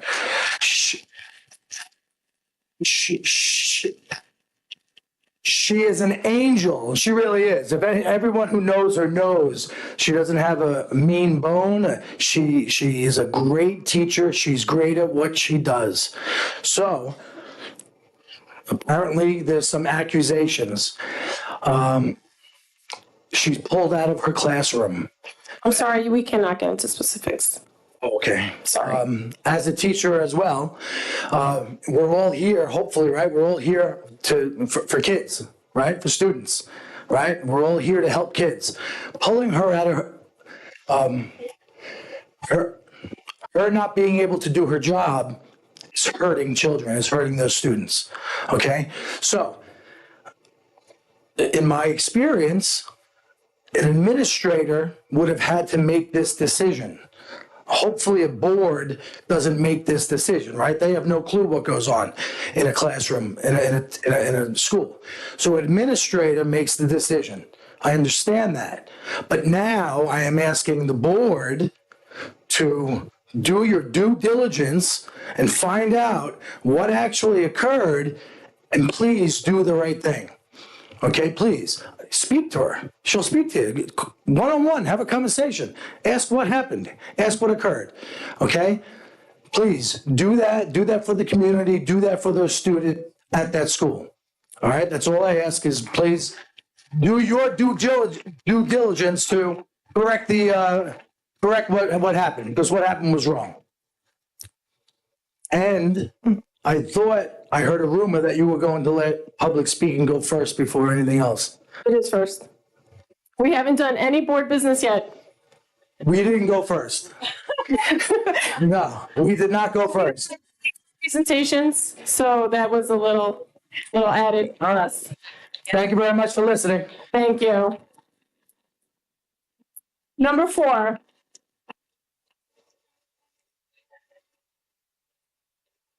won't say I'm not nervous. Don't be nervous. It's okay. Wait a minute. Okay. So hello. You have to pull the mic a little down. You're not as tall as Craig. Want to hear me. I am here to speak on behalf of my grandchildren for their teacher who. If you could just speak more, just so the people at. All right. Thank you. I am here to speak on behalf of my grandchildren for their teacher who should be returned to the classroom immediately. Can't speak of the specifics of what's going on. I'm not. Okay. This teacher created a gentle, caring, and compassionate environment for my granddaughter, so much so that we want my grandson to have this teacher next year. This teacher has gone above and beyond to ensure that her students are in a safe learning environment and are prepared for the future classes. Please understand that we are not here to discredit anyone who does not want this teacher for their child. We are here to support the teacher returning to the classroom.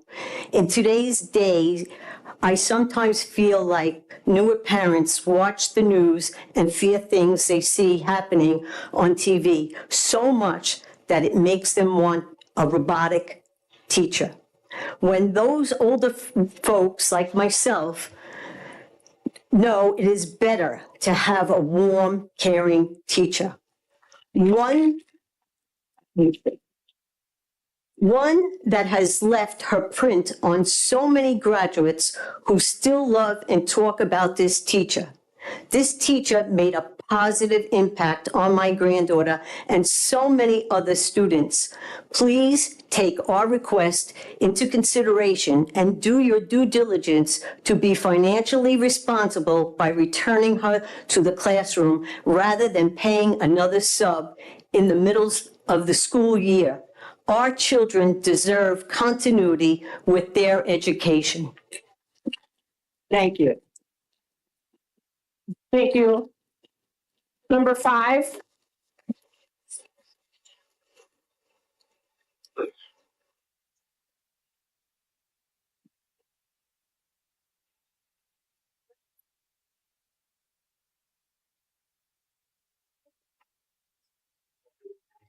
Feel free to bring the mic closer if you need. Good evening, how are you? Is it okay to say my name? You can say your name, yep. My name is June Perry, I live in the district. I've had 2 children that's had the pleasure of having the teacher who's currently been accused. My family has known her to be kind, compassionate, professional educator. She created a fun and efficient environment for my children to learn and grow. And my kids have so many stories and anecdotes about her their time in her class. I think it says a lot about her character that the kids wanted to come out and support. And I'm proud to know her and her professional capacity. I have no doubt she always goes above and beyond for her students. I think Connecticut's lucky to have her, and she's an asset to the community. I hope she can be restored to her place in the classroom, educating the kids. And thank you for listening. My daughter has a couple things to say too. Say who you are. My name is Amelia. She was the best teacher I had in all my years. She always made sure everyone was okay. She always made sure it was fun for everyone. She would always comfort us when we were upset.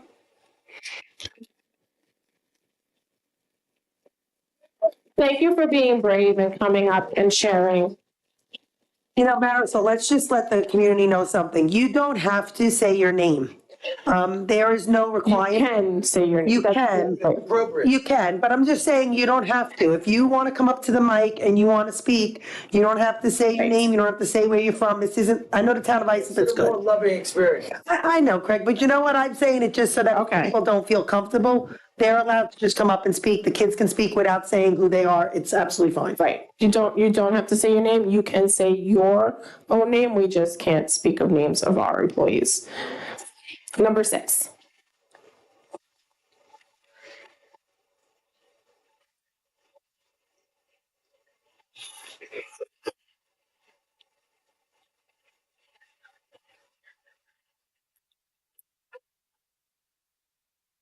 All right. So hello, everybody. I have number 5, and I am speaking. You're number 5? I got number 6. 6, I'm sorry. I just have something to say real quick, and then I'm going to pass it on to my daughter. This teacher is more than just a regular teacher. Her enthusiasm is infectious, her curriculum engaging, and her commitment unparalleled. My daughter had her, and she thrived that year. She gained confidence in herself and gained a love for math. She deserves to return to the classroom to the kids that want her. With that being said, I formally am requesting that my son Kyle get this teacher next year because he deserves a good teacher. What do you think? Yeah. Thank you. And then my daughter has something to say. She's also number. Good. Read it. All right, she's nervous. Blakely, you want to go? Blakely's number 7. Do you want me to stay with you? Hi, I'm Blakely, and this teacher is one of the best teachers I know. And here are 3 reasons why I think she's a great teacher. 1, she always made sure we learned all of the things we need to know for the next grade. 2, she always made sure we have fun. And lastly, instead of yelling at us, she made sure we knew not to do it again. Those are some reasons I think this teacher is great. Thank you. Can I read what my daughter You wrote? can. Mm-hmm. All right. So my daughter, Emily, she said, she was one of my favorite teachers. As a 5th grader, I still look forward to coming to school every day and seeing her. Without her in school, it really isn't the same. She would make math fun even when it was hard. She also gave me a great education and prepared me for Sequest. And those are some of the reasons why I think she was a great teacher. That's it. Okay, then don't. Thank you. Thank you for sharing. Were you 6, 7, and 8, or you were just 6? Yeah, 6, 7, and 8. Number 9.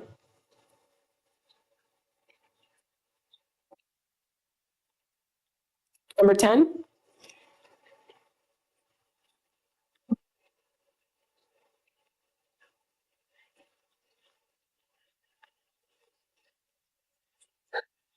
This is very, very upsetting, I have to be honest. When I moved out here, I started in that school with my sister and my brother. We all continue to go, as well as my children and now my grandchildren. All of them had her. My son, who is 28 years old, he was in her class the first year she taught. She was amazing. She was amazing then, and she's amazing now. When my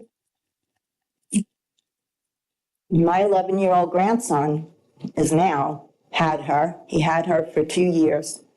In the process, my daughter, his mother, passed away. She did everything for him. She made Mother's Day flowers. She made Mother's Day pictures.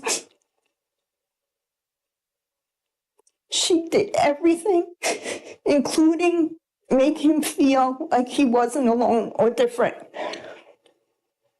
Her teaching is what made these kids today want to have her more.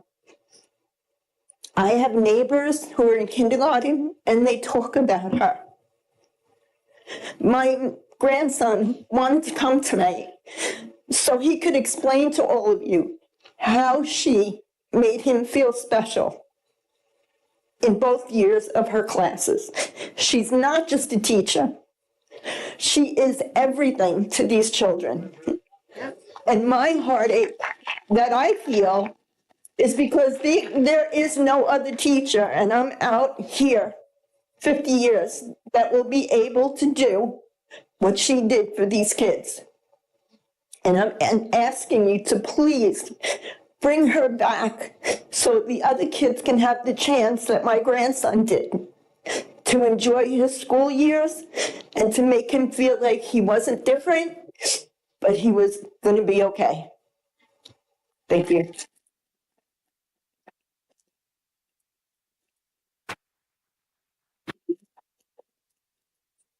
Thank you for sharing your story. This sucks. Number 11.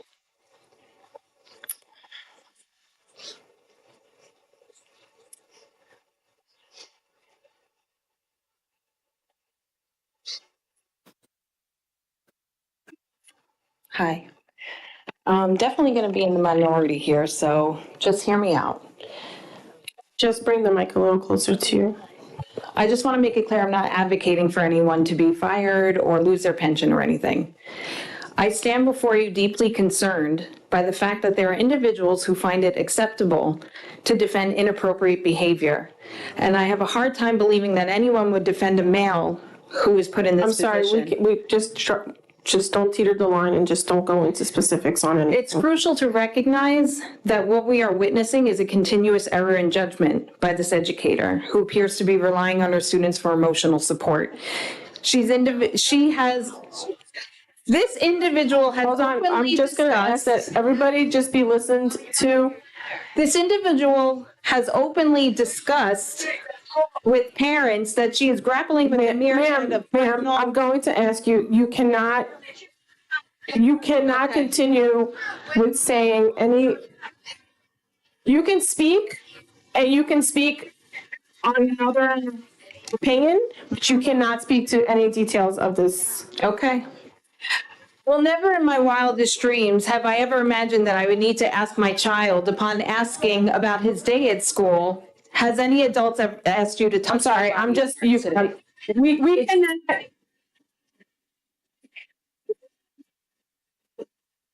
Okay, ma'am, I thank you for your time. Number 12, no, I'm sorry, ma'am, I cannot let you continue, I'm sorry. And professional conduct, I can be with children, thank you. Guys, we can have differences of opinions, and we can come to the mic and we can express our opinions, but it is imperative that we not speak to any of the cases.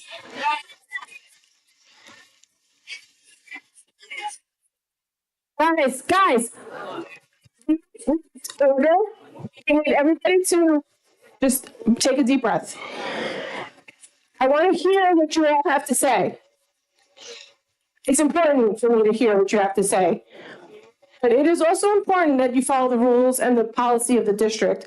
We cannot speak to any detail of any of the case. The person, the employee, the building, any details at all. Please just adhere to that and everything will be great. Are you number 12, sir? Yes, I am. Number 12. How you doing? I'm here to speak about a remarkable individual who has touched the lives of countless students in our district, including my own son, Stephen. Stephen's former second grade teacher has left an indelible mark on his life and continues to be a source of inspiration and fond memories even as he progresses now currently through 8th grade. This exceptional teacher has proven to be a beacon of dedication, love, and excellence. Stephen frequently references the fantastic experiences he had in her classroom, crediting her with instilling a passion for learning that has carried him through the years. Under her guidance, Stephen not only excelled academically, but also developed a deep sense of curiosity and a love for knowledge.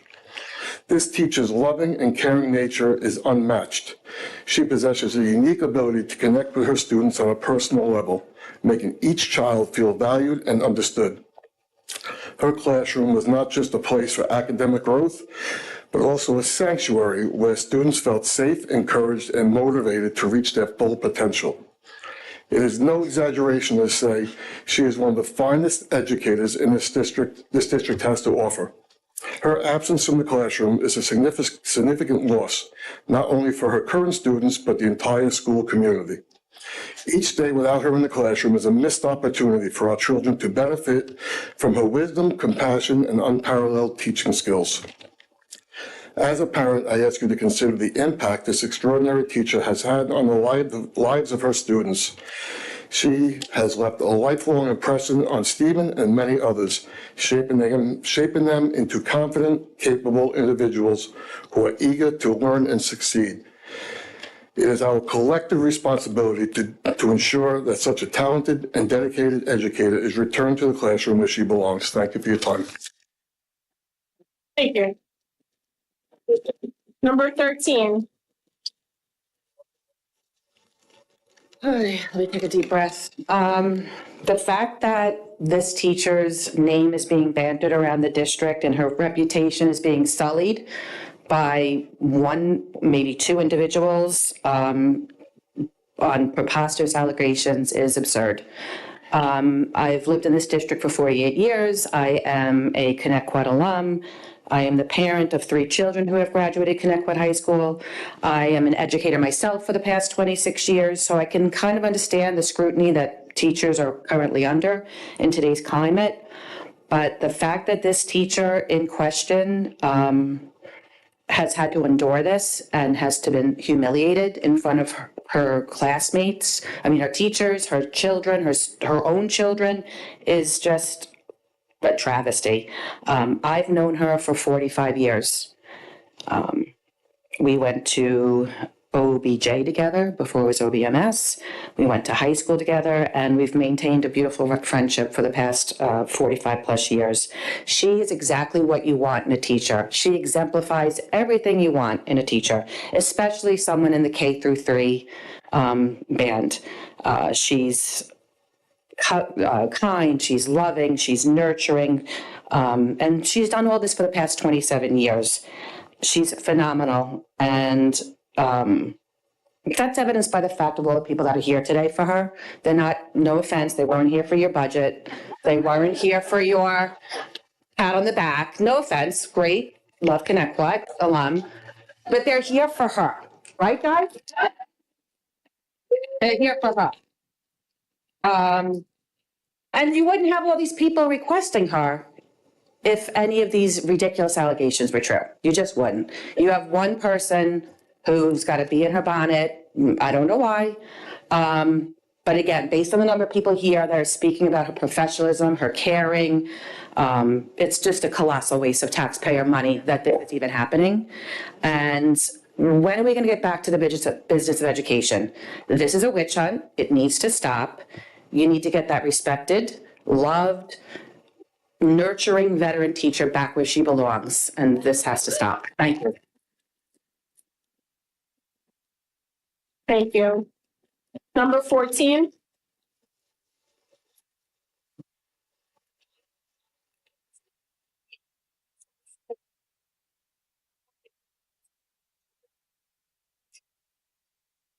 Good morning, evening, night, everything, right? It's every time. Yes. Yeah, right? So, okay, I, unlike most people here, have not been in the district. I've only been 22 years. Okay, but my 2 kids have went through the district. Both of them was a student of this accused teacher, right? So me, myself, I'm not here for me, I'm here for my kids. So one of them has been watching, well, both of them are watching YouTube right now, watching this unfold, everything else, and are editing what they can and can't say. So my phone, if you bear with me a second. Okay, so I also have a Kyle, like the little guy, and I also have an older Emily. What was that her name? Right? So my daughter has just graduated from George Mason. Top honors, everything. My son is currently in LIU, right? So those two are my life. And this is heartbreaking. So this is for my daughter. The accused was the best teacher I had growing up. My brother and her, when we were children, but she was always someone that would do anything to make sure you were safe and being pushed to be the best that you could be. I faced issues when attending elementary school, and she was there to defend me and offer me support when I needed it. While growing up in Connecticut, we always saw her, since she has children of similar ages, and she would always greet us with kindness and want to know how we were doing. You don't stop being her student once you leave that classroom, and she would ensure that you knew she supported you. When I graduated in 2021, she was the only reason I went back to the elementary school and did the graduation walkthrough. She was the most selfless woman I have ever known and would never do the things that she is being accused of.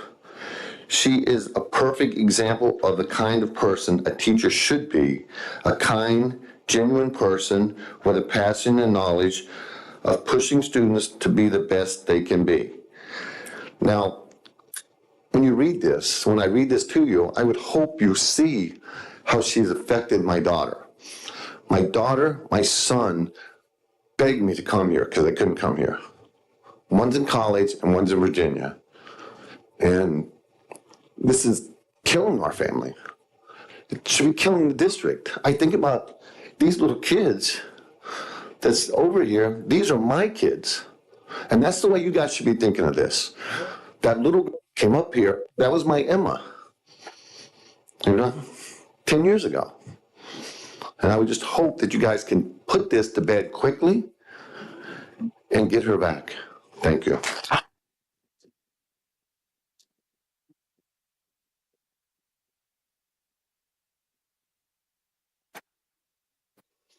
Thank you. Number 15. 16.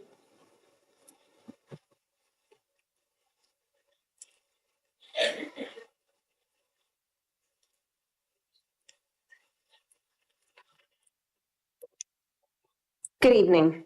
My name is Dawn Fountain.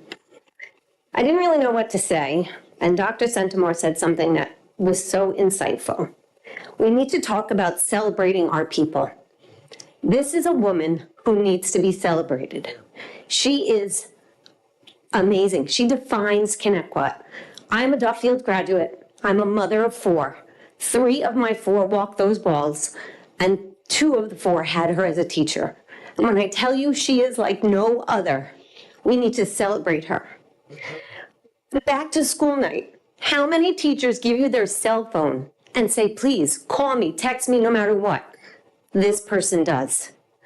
How many times when my child was sick and didn't go to school, I got a text saying, is everything okay? What can I do? If they went home early, if they got injured, she called or texted to follow up to see what happened.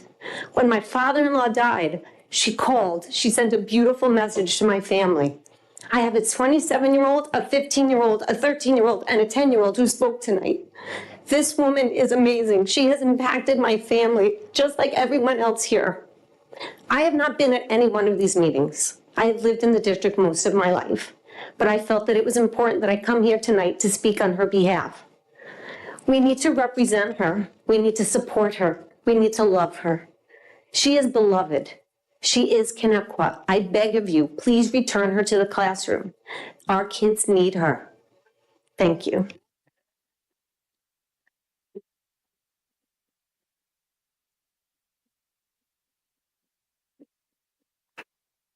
Thank you. Number 17. 18.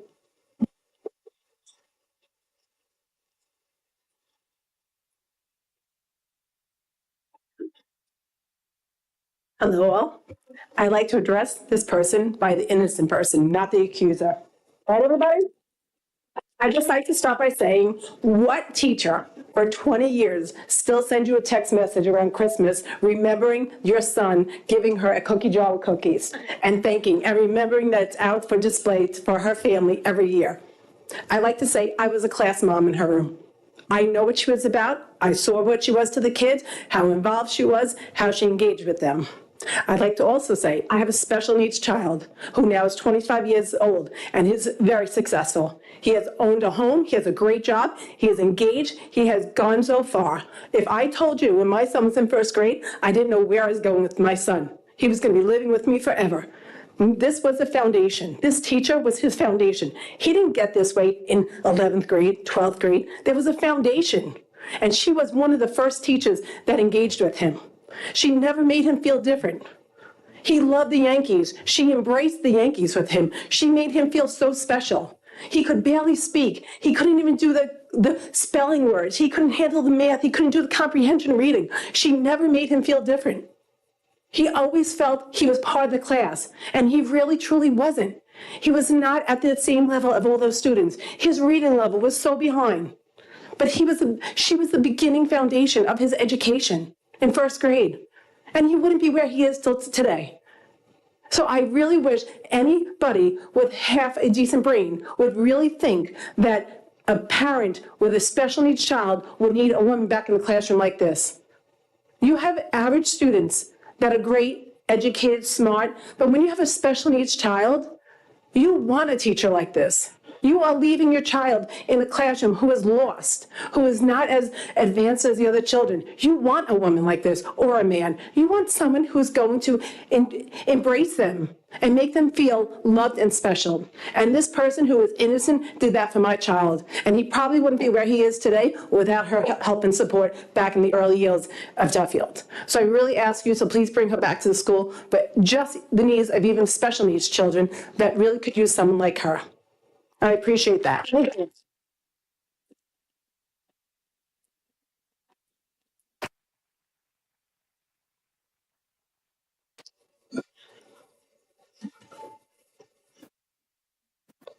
$19.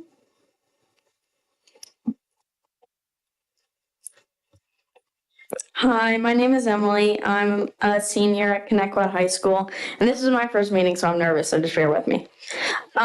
Good evening, everybody. I want to take a moment to talk about somebody who's made a profound impact on my life, my elementary school teacher. This person wasn't just an educator, they were a mentor, a guide, a source of kindness and encouragement during a pivotal time in my childhood. In their classroom, every single student was valued and respected. They had this remarkable way of making learning exciting and helping each of us feel like we could conquer any challenge. I'll never forget the way she celebrated our successes, no matter how small, and how she supported us when we stumbled. They didn't just teach us math, reading, or science. She taught us about respect, kindness, and believing in ourselves. Losing this teacher means losing life lessons. When I was in her class, she taught me creativity through art, which I do love, and she made learning truly fun. Thanks to her, I will say I can now count money, which is a skill that I think everybody should know, which is a small, yet again, very important skill. She taught me to read and write, the proper there, and there, which, again, important. Thank you. She taught us how to listen to others during story time, for example. That was one thing that we used to do. Overall, she taught us to be confident in ourselves. Looking back, she's easily one of the main reasons I'm so confident in speaking my mind and making my own decisions. Let's recognize the good in those who've helped us shape our lives. If my teacher taught me one thing, it's this: kindness matters. And now more than ever, we need to practice it. To my teacher, I hope you know how much you mean to me and so many others. The lessons you've taught us about kindness, resilience, and respect will stay with us forever. Thank you for believing in us, for standing by us, and for being an amazing role model. We see you and we appreciate you. Thank you.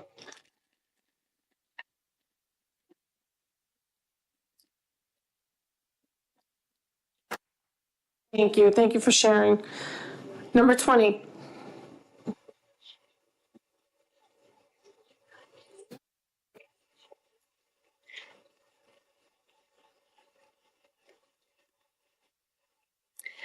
Good evening. My name's Angie Spencer. I would like to start by saying that the person we're talking about, I will never forget. People that know me know that I'm a crier. And when I went to my first kindergartner entering the school, I went to that meeting where you get to know the teachers. The thought of me letting my little 5-year-old go into a building that she didn't know anyone, I started crying.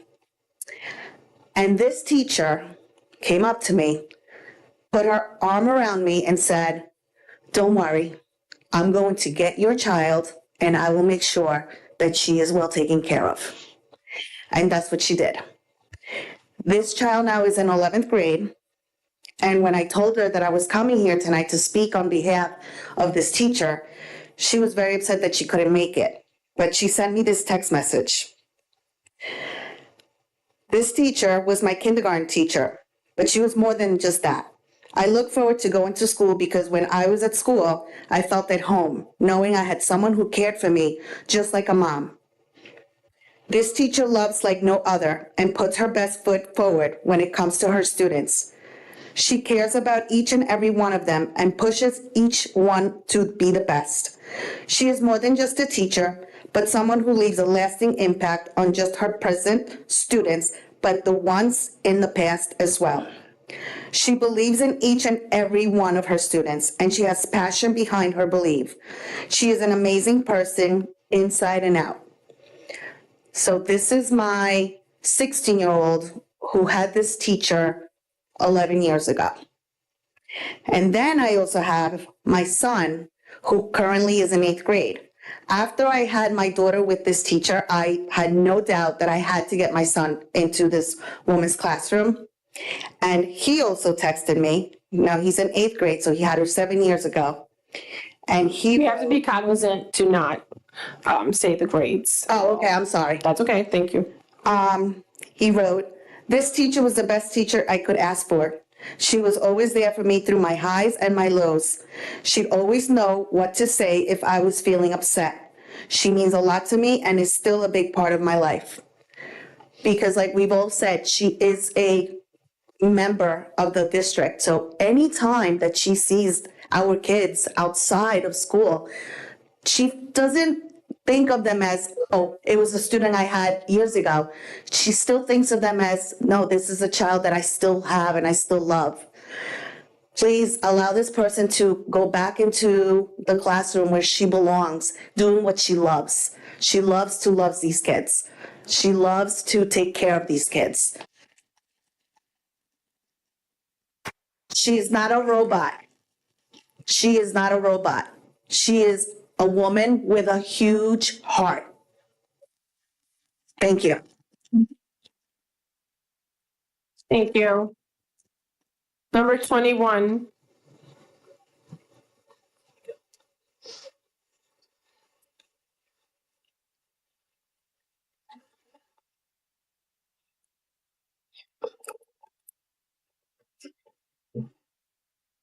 Hi, my name's Amelia. My teacher is really nice. She should not be treated like this. I miss her being in the school. She was the best teacher I wanted. She was the best teacher. I wanted her to come back. I met her at the summer program, and I was so excited to find out she was my teacher.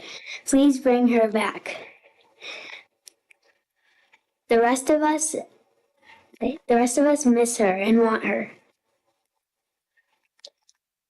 Many people and I love my teacher. Thank you, Amelia. 22.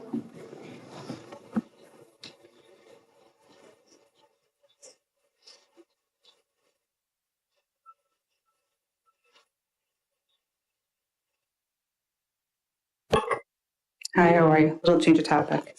Thank you, April and Jackie, for bringing up the difference in the grades and the percentages. Definitely good information. A great way to look at that also, I'm sure Ms. Poppy's going to send you all the great stuff because she's so awesome like that. But there's a website that has all of the data archived back to, I want to say like 2002. It's data.nysed.gov, and you could look up in not only just the percentages of the testing and the passage rates and stuff like that, but it could be helpful because it looks at enrollment data, it tells you staffing data, the socioeconomic makeup of the schools and how that changes and how that affects all of us. And then even things like, I looked at one like 3-year period, so like support staff, this was going back maybe like 20 years. So you had one, like in a 3-year period, you had paraprofessionals went from 147 to 120, right? That's a pretty big gap, right? So then you have to ask, like, why did that happen? Like, it's a snapshot. So do the students no longer need them? Were they moved to a different program? Did we just not have the staffing? Like, so those are all things like to consider when looking at the overall, also budgetary, like it's a good thing to look at to see, like, where are we moving with this? It shows changes in admin and higher numbers, lower numbers, all different things, and it breaks everything down into every different category. And it's from the state, so it's not a biased number. It's just the facts. That's what it is. The other thing is, is it possible that, I know like there's a lot of talk about like college applications and essay writing and stuff like that in classes. Is it possible that we could add that as a club? So kids don't have to worry about adding this class if there's a class or something, or if their teachers don't have time to help them with this type of thing. Could we maybe add that as a club? If there's a possibility, if maybe there's a budget line that we could add a club, or maybe it could be part of an existing club, I don't know, something. Maybe someone wants to take that on, just that they could meet, help walk the kids like through the application process, and maybe give feedback on their essays. It's a lot, and not everybody might be able to navigate it as easily. I know that we do some stuff like teaching the kids like on Naviance and things like that, but it can be a little bit more complicated. And the prompts are there for some schools, like if you're doing like, in the main thing, but if you're applying direct to schools and stuff, there's supplemental essays and a lot of different things for different schools.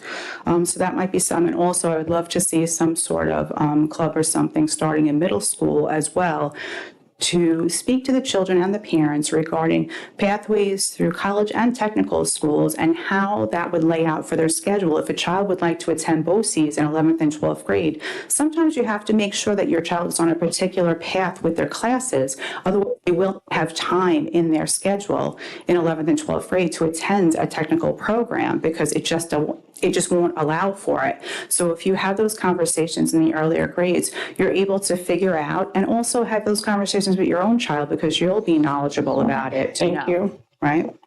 And I definitely support lowering the assessment for the seniors and our first responders.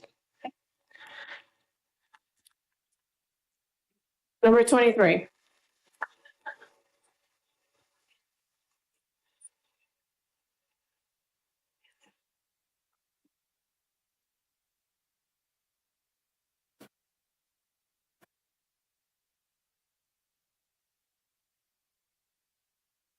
No. Great. So let's see if this is actually right. Okay. My name's Nikki. My daughter and I moved to the district this August. After much research, I chose Ronkonkoma specifically so that she could attend Connecticut School District based off its reputation. I'm here to express my deep concern regarding the current status of her teacher. As a parent, I feel compelled to respectfully advocate for her immediate reinstatement in the classroom. My daughter is currently navigating significant life changes due to her father and I divorcing and her moving from the only home, she's ever known. The transition's been challenging for her, and her teacher has been a vital source of stability and support during this time. She's created a safe and nurturing environment where my daughter feels comfortable expressing herself and learning. Losing this connection, I feel, would be detrimental to her emotional well-being. I urge the board to consider the impact that said teacher has on her students, especially those like my daughter who are facing personal difficulties at home. Reinstating her would not only benefit my child, but also the entire class that relies on her guidance and care. Thank you. Thank you. Number 24.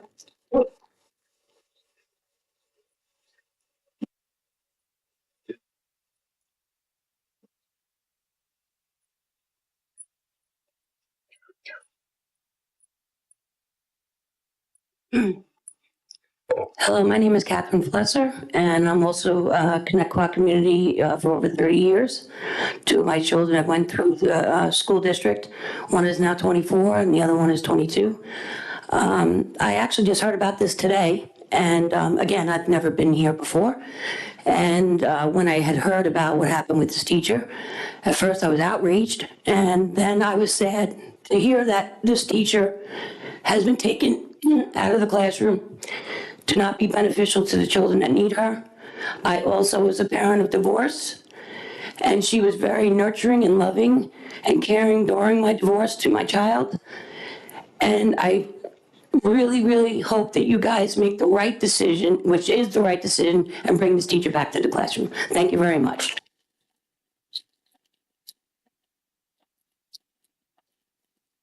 Thank you. Number 25.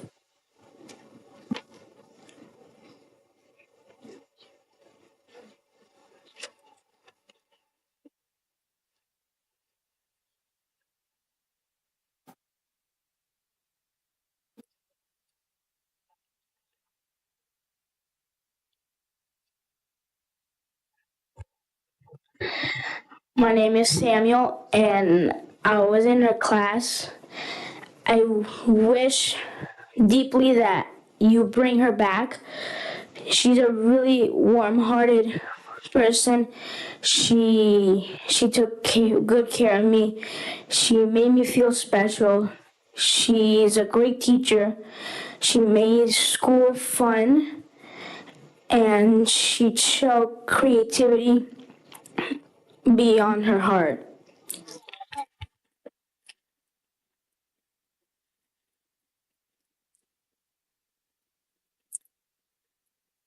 Thank you, Samuel. Thank you for being brave and sharing. Number 26.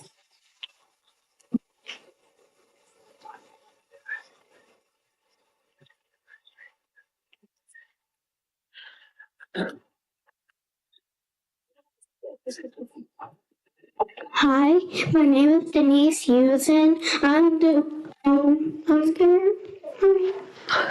I want my teacher. Go ahead, Denise. You're doing great, baby. You got this, Denise. You want mommy to read it? You can read it. You want to? I just want my teacher back. That's all.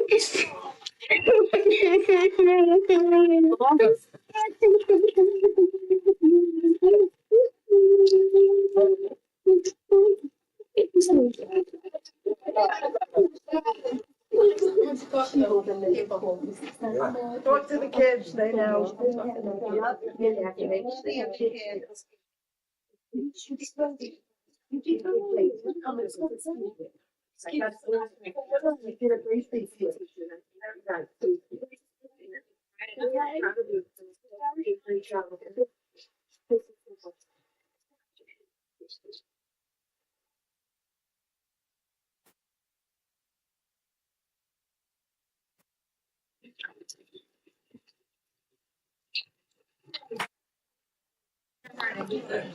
That was a tough way to end it, huh? There's no more that I'm told.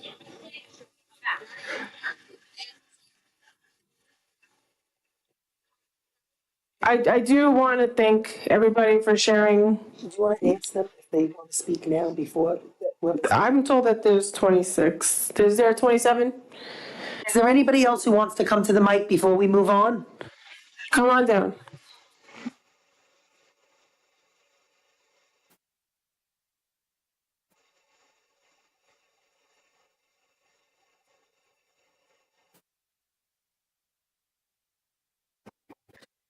My name is Jen Crute Fontaine. I'm a 1989 graduate of Connecticut High School. I come to these things once in a while. I'm involved. I don't volunteer like all of you up on a stage.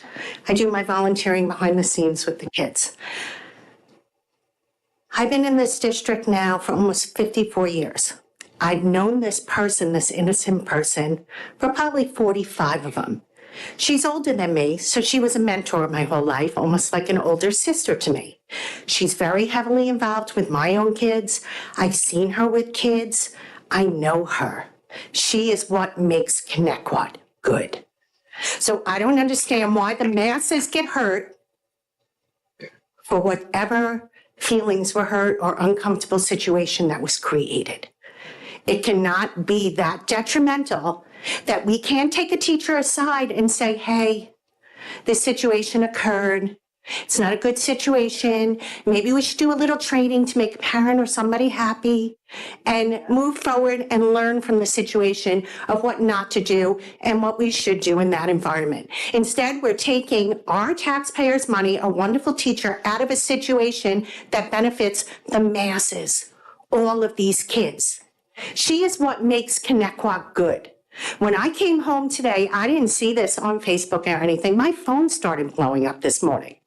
People devastated, people that aren't even in this district, but know this woman, know her husband, know the husband's family and what they were to Connecticut. Not only her family, what she is Connecticut, but what that husband's family brings to Connecticut. And I went home to my family and I said to my husband, can you imagine someone accusing someone of this? It's like someone accusing me of doing this to a child. It's like someone accusing all of you of doing this to a child. You would never do it. She would never personally. We can't get into. I'm sorry. Like I said, it's like someone accusing me of doing something wrong to someone younger than me. That's how personal I take this. I appreciate your comments. We just can't get into any specifics of anything. Understood.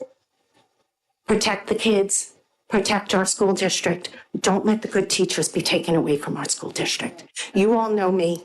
I don't come up and voice my opinions like this. I will talk to you all individually behind the scenes. Protect our kids, not my kids. They won't have, they're on their way out and everything. Protect the future generation. She is everything that is good for Connecticut, and I stand by her, and I'll fight for her.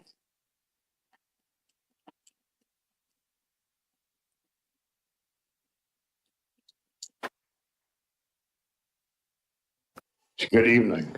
It might be helpful if you're able to explain what the investigative process is and also answer the question as to whether attorneys are involved at this point in the We investigation. can discuss any details of anything. Sorry. That's not a detail. I can't discuss the investigative process, if there's any attorneys involved, who's involved. Okay, so cannot give any I information. take the attorney off the table. Why can you not just tell us what the investigative process is? It doesn't matter who the employee is. What is the process when an accusation is made?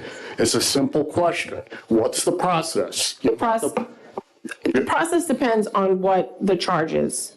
So to get into the details of the process, I would have to express the charge. So we can't do that right now. Oh, so you can't even give us a vague understanding of what the process is?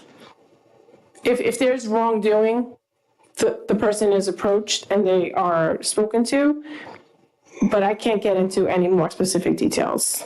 I'm sorry. So right now, so the only thing is that the person is approached. If there are any concerns, they are vetted. They go through human resources, they go through the superintendent, the building principal is involved.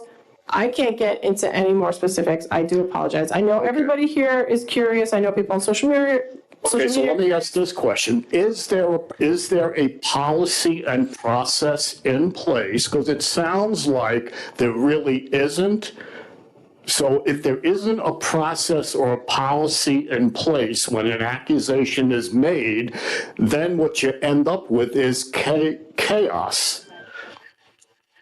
Thank you.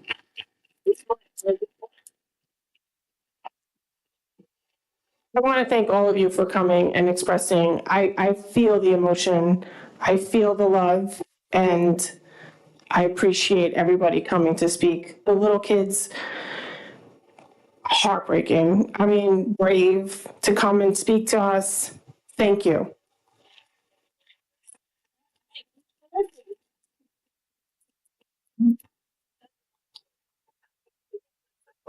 Can I call for a motion and a second to approve the instructional and non-instructional personnel items as presented? Motion. Does anybody have any questions? All in favor? Aye. Aye. Can I call for a motion and a second to approve consent agenda items 2 through 10? Motion. Any questions from the board? All in favor? Aye. Aye. All right, so now we have our superintendent update, Dr. Centimore. Thank you, Ms. Mallard. So once again, I want to thank our directors and principals, Ms. Poppy, for tonight's excellent secondary instructional presentation. Very much appreciated. And again, I also thank the previous presentation from our elementary colleagues as well. For the February 11th meeting, we're looking to have an update on facilities. And we're also looking to have an update on food services in addition to the next budget workshop as well. I want to thank our high school administration and our guidance department. They've been very busy, not just because of midterms and regents recently, but because of all their efforts in terms of college-related informational sessions. They had a FAFSA college loan meeting recently. Just last night, they had a local scholarship informational meeting. And in a couple of weeks on February 12th, at 7 p.m., they're going to have a college night for the juniors. I know Ms. Yanni Kohler, our director of guidance, she puts a lot of information out through the website and the social media with regards to college information and assistance, and I just appreciate all of those efforts. We had a nice update from one of our directors of Science and Technology, Ms. Burns. She spoke about this past weekend. I had the chance to visit over at Mineola High School, our 2 middle schools, as they competed in the Lego robotics competition. They were fabulous. And then also she, spoke about our high school students at the Science Olympiad in Hauppauge, taking home 5 medals. It was a great day for science, technology, engineering, and mathematics for our school district. Thank you to our advisors, our teachers, our students, certainly, and, great for our program. Speaking of programs, I truly believe, I'm a little biased, that Connecticut has one of the best musical and art programs anywhere. Our Ronkonkoma Middle School just recently had their musical performance of Footloose. It was a resounding success. This audience was certainly able to lose their blues. Even I was dancing in the aisle. Congratulations to our students on stage and behind the scenes, as well as our staff. Up next, OBMS will have their musical Alice in Wonderland. That'll be on February 6th, 7th, and 8th. And then followed by the High School Musical in March, Legally Blonde. Connecticut meets Broadway. Absolutely outstanding. As our student representatives mentioned earlier, the seniors have their trip this weekend to Villa Roma. Wishing them a safe trip. Have fun, and once again, be safe. Very proud of our seniors, and thank you to all of our chaperones. Coming up in the week of February 10th is Random Acts of Kindness Week, and it culminates with P.S. I Love You Day, which also happens to be Valentine's Day, which is really neat. And thank you to our Student Services Department for help spearheading this very special week of events in our schools. Last weekend, I was able to participate in a state budget advocacy workshop at BOCES. This weekend, there's another advocacy workshop at Longwood. This is important. I mentioned this during Mr. House's budget presentation because, we want to make sure that we're advocating so, we get for Connecticut the maximum that we can from our state aid funding. You heard from our PTA Council President. We're very excited for the Harlem Wizards event, second year in a row. And I got an opportunity to do a quick little take with one of the Harlem Wizards, and you'll see it in my upcoming video that should be out within the week. And a great deal of planning goes into this with our PTA Council and our reps from across the district. I thank them. Last year's inaugural event, was a packed gymnasium. It was a beautiful thing bringing our community together. Very appreciative of that. And thank you to our staff who are participating either in the game or cheering on the side. We thank you as well. So tomorrow our schools are closed for the Lunar New Year. For our families and staff in observance, we are wishing you a year filled with joy and fulfillment. And as I mentioned earlier with our PTA, I want to thank all of our community organizations, PTA, SEPTA, Orbis, Civics, and Rotary for all that you do for our students, staff, and community. Thank you. Thank you, Dr. Centimore. Now we have our committee reports. We have the Disability Awareness Committee. Are you okay with me going first? I just was gonna say that we picked the T-shirt. Yes, and winner is a fourth grader from Sycamore. So that will be a robocall through Parent Square that they will either already sent out or will be sending out. Yeah, and it was a world, isn't it? It's like it looks like the world. All of the students did an incredible job who gave the pitches. The pitches were around the room at the meeting. They did an incredible job. The other thing is we are collecting, if anyone knows, they're doing a collection. The committee is doing a collection of items to be raffled off to help with the costs for the Disabilities Committee fair that's going to be coming up. Was there anything else that I missed? I don't think.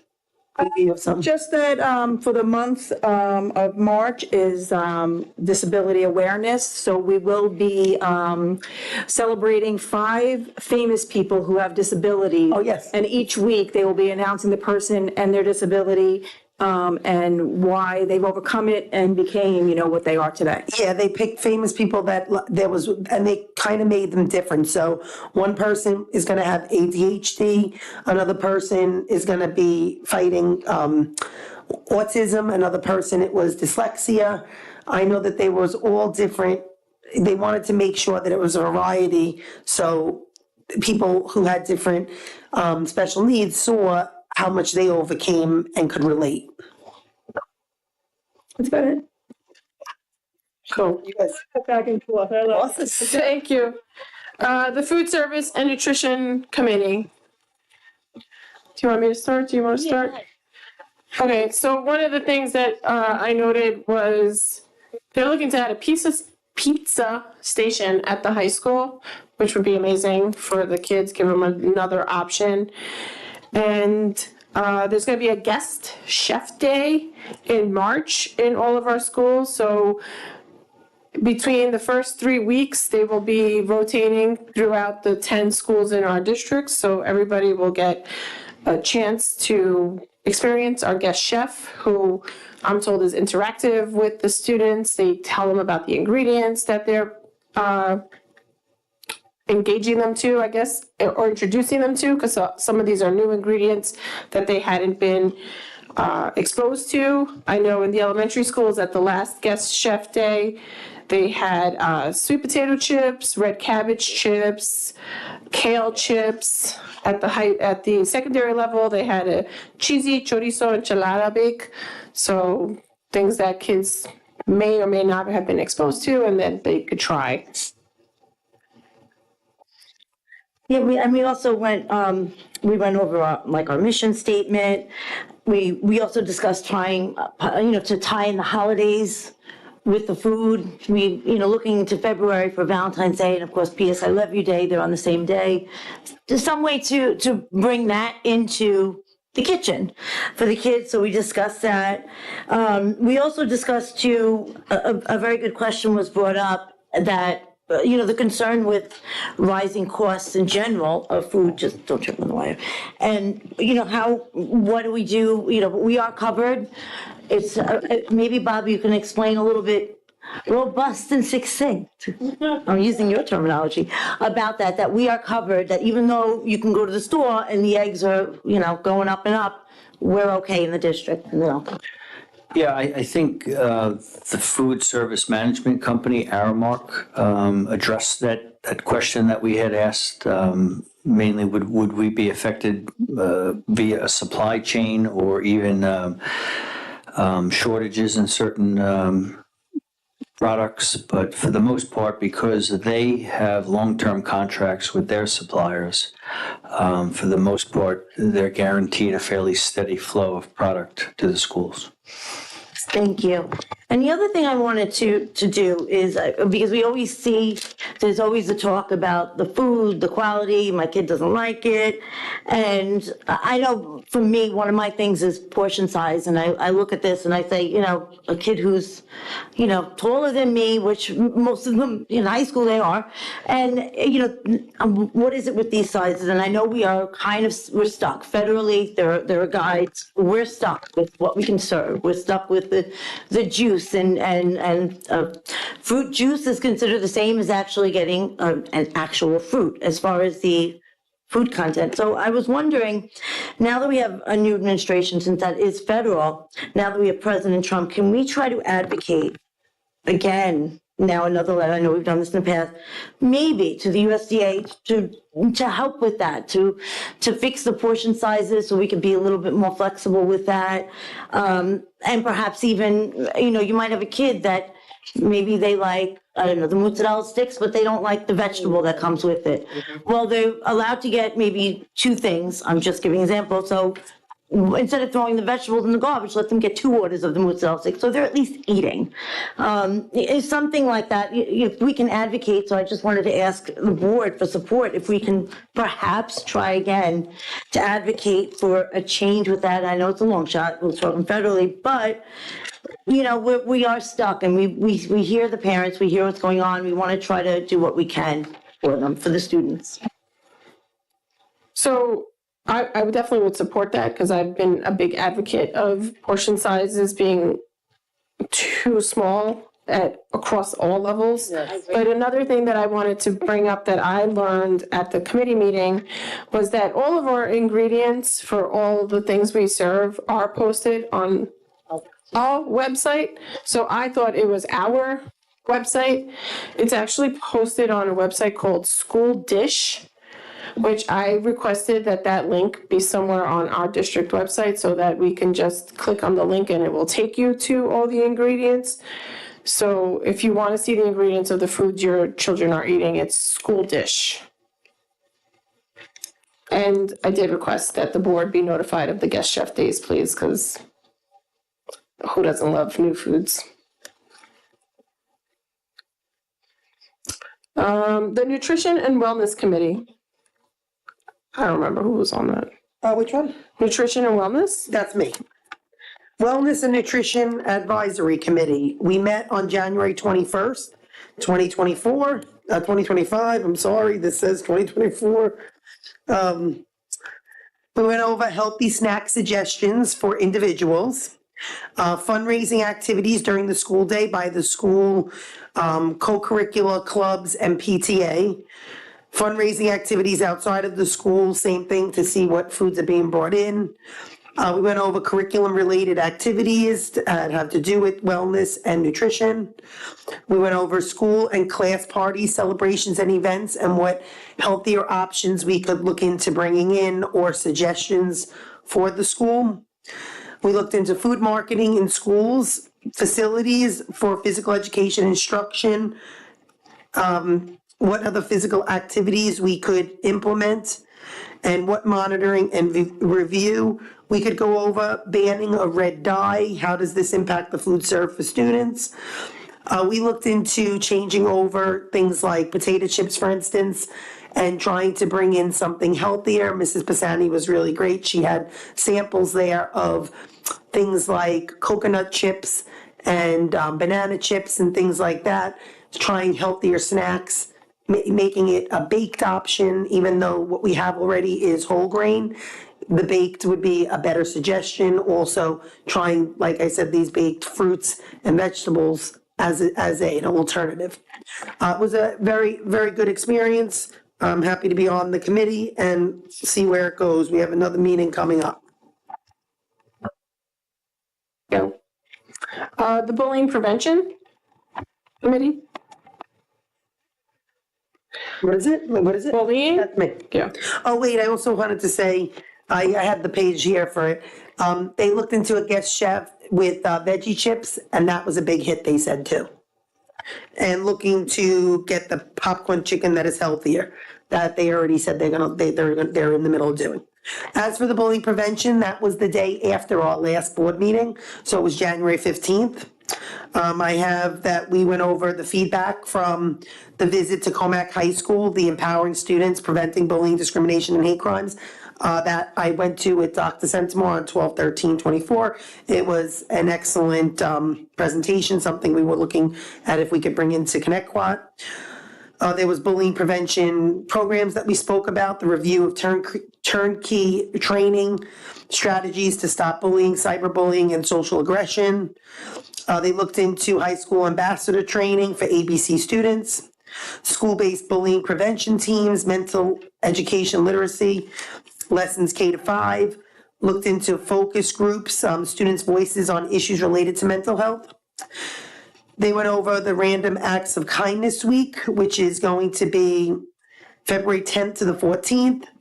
They went over Suffolk County PD Internet Safety presentations. They went over PS I Love You Day 2025 theme, A Brighter Tomorrow Begins Today. Emotional awareness, social learning, in monthly themes. RMS influencers, which is excellent. I know I brought that up a couple times. Caring leaders, Kindness Wall of Fame at the Student Services, which is a cool thing that they're coming up with, and community partnerships with LICAB, which provides professional education and community support, and also youth enrichment services. Next meeting date is February 5th. Thank you. We have the. I want to just bring up a couple other things that I got from the meetings. Oh, sure. So a couple of things I got from the meetings and also by visiting one of the civic meetings is Suffolk County Police Department 4th Precinct is presenting Operation Medicine Cabinet. They gave us these forms and said if we could, it's so for anybody who has unused or expired medication at your homes, you can bring it for your safety to dispose of it. Syringes, auto injectors, creams, liquids, everything, pills, everything can be Saturday, February 1st. It's open to everyone. It's public at the Smithtown Library in Wisconsin. That's where they're doing it. It's Saturday, February 1st, 10 to 12 p.m. The other thing that they brought up, they gave me a bunch of forms. Suffolk County Police Department is looking to partner with schools for a Law Enforcement Explorer. I actually was a Law Enforcement Explorer many moons ago, from the time I was 14 to 17.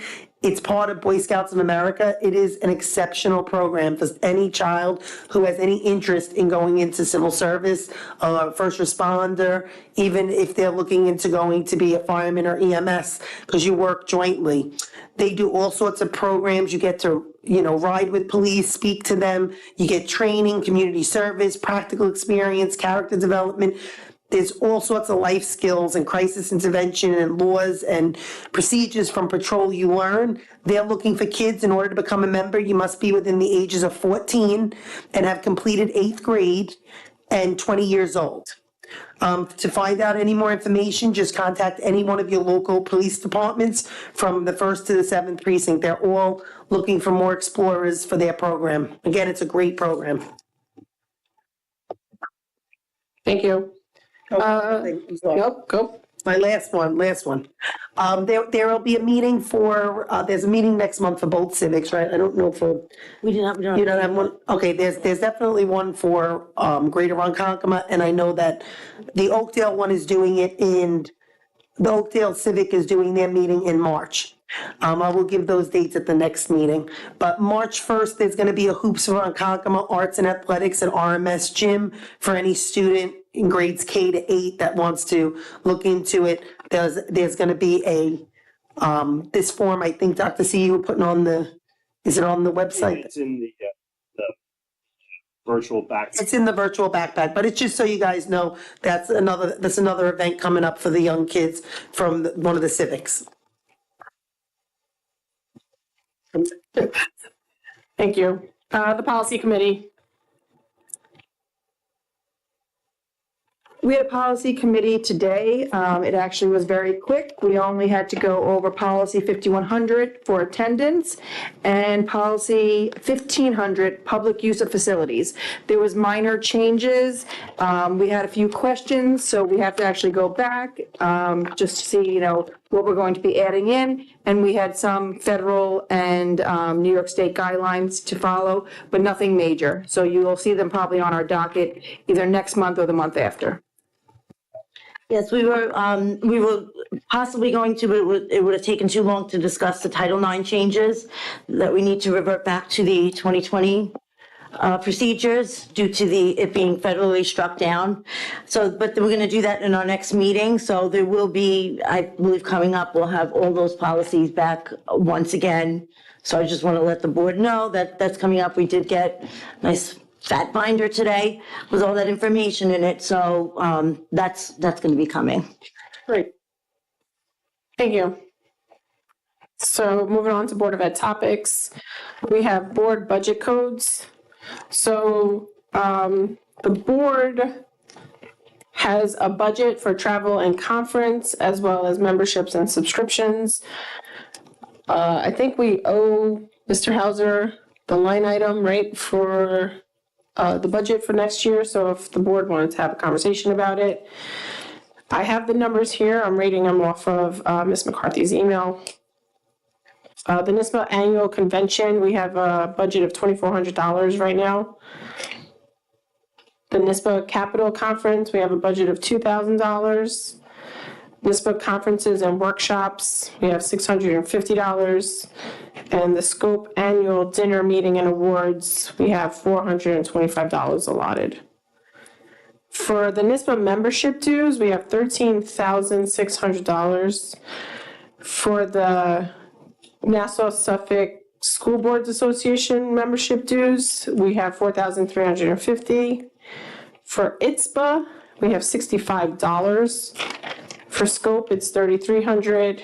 NISBA Policy Services is $900. And Suffolk County News subscription is $38.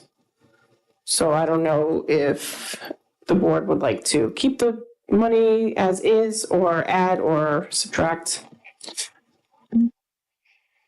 I think that I would leave it the way it is because we are going to more, like I went to the conference this year and it was a really great experience. And you said it was something that you might want to do next year. You, me, and April just went to the mental health conference. All 5 of us, I believe, I could be wrong, but I think all 5 of us signed up for the law conference that I go to every year. Is that the one in March? Yeah. I've gone to it for the last 6 years, but I'm excited that you guys are all going to join me this year.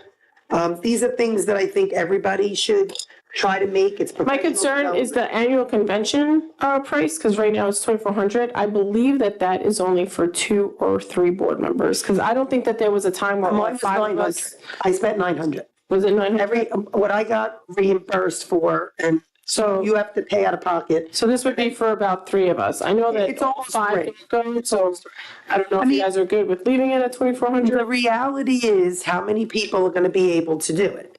I mean, I did it this year, but I like I've said to everyone, it's understandable if you have young kids and you have whether it's work or whatever, it's a 3-day experience. You normally have to go for the 3 days.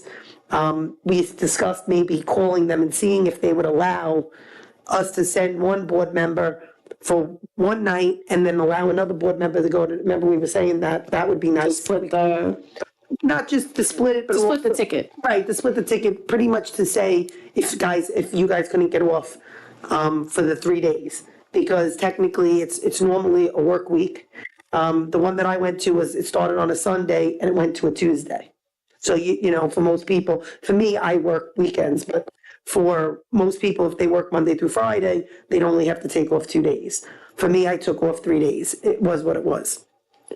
I was told years ago by Miss Kennedy and Ms. Orgelis and many other board members that it was a great experience. I came back bringing all the stuff to show you guys and tell you you do learn a lot. I really do think we should at least make it for 3, so that if in the event 2 of you want to go next year, or whoever wants to go next year can, and if they don't go, it just rolls anyway, because like we've had many years where nobody went, and that money just stayed in the budget. What does it do for? I thought that it went into the fund balance for the following year. Yep. And it just rolls into the following year, Yes.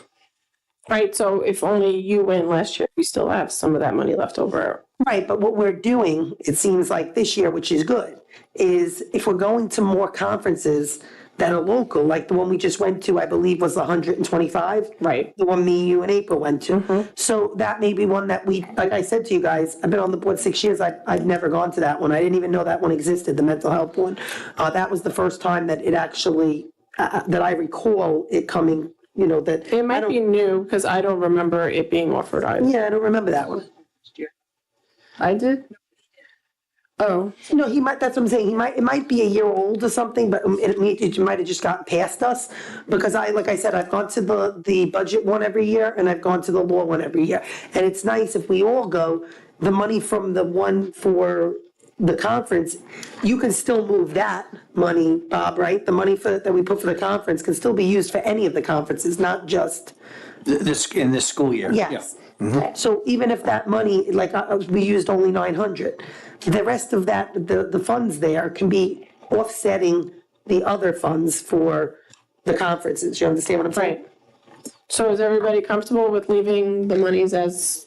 And remember, we brought it down. That used to be over $10,000 more. And we brought that down. We tightened that budget so tight that now it would be nice if what we have there, we actually use, because it is a new board and it is good for professional development. Correct. And you and April both said it was a great, we just went to that mental health one. It was great for all 3 of us. Right. So is everybody good with keeping the budget as, all right? There you go, Mr. Hauser. Oh, yeah. Yeah, please. So now we have the follow-up budget questions from our last. Bob, do you need me to read them? Well, if you want to, I have the questions in front of me here. All right, if you wanted, these are the questions I asked. These are all my questions? Yep. All right, let's go for it. All right, so the first, how many questions are there here first? There's a total of about 9 questions with a few sub-questions. So we'll go one by one here quickly. All right, so the first question the topic is foundation aid and high tax aid. And how does the district account for the possibility of changes in foundation aid and high tax aid in the final state budget? So I think it's important, the last few words there, the final state budget. You know, the presentation that I gave here tonight is just the estimated budget. So of course that gives us a guide, and we're optimistic that more aid will come, especially foundation aid. But you know, we've already experienced a significant change in foundation aid from last year, where we had to adjust. So, you know, this year we're seeing the swing go the other way, where we don't have to make that significant adjustment for zero foundation aid. So, you know, we are flexible with the budget. We just have to wait and see what the final numbers are going to be. All right, the next one was, are there any contingency plans in place to address potential shortfalls in these aids? Yeah, so once again, you know, we do have some history to go back on here last year where we did experience that significant. That's why I brought it up. Yep, cut in foundation aid. And, you know, I mean, I think the board was well aware of what we did back and forth trying to make the budget work.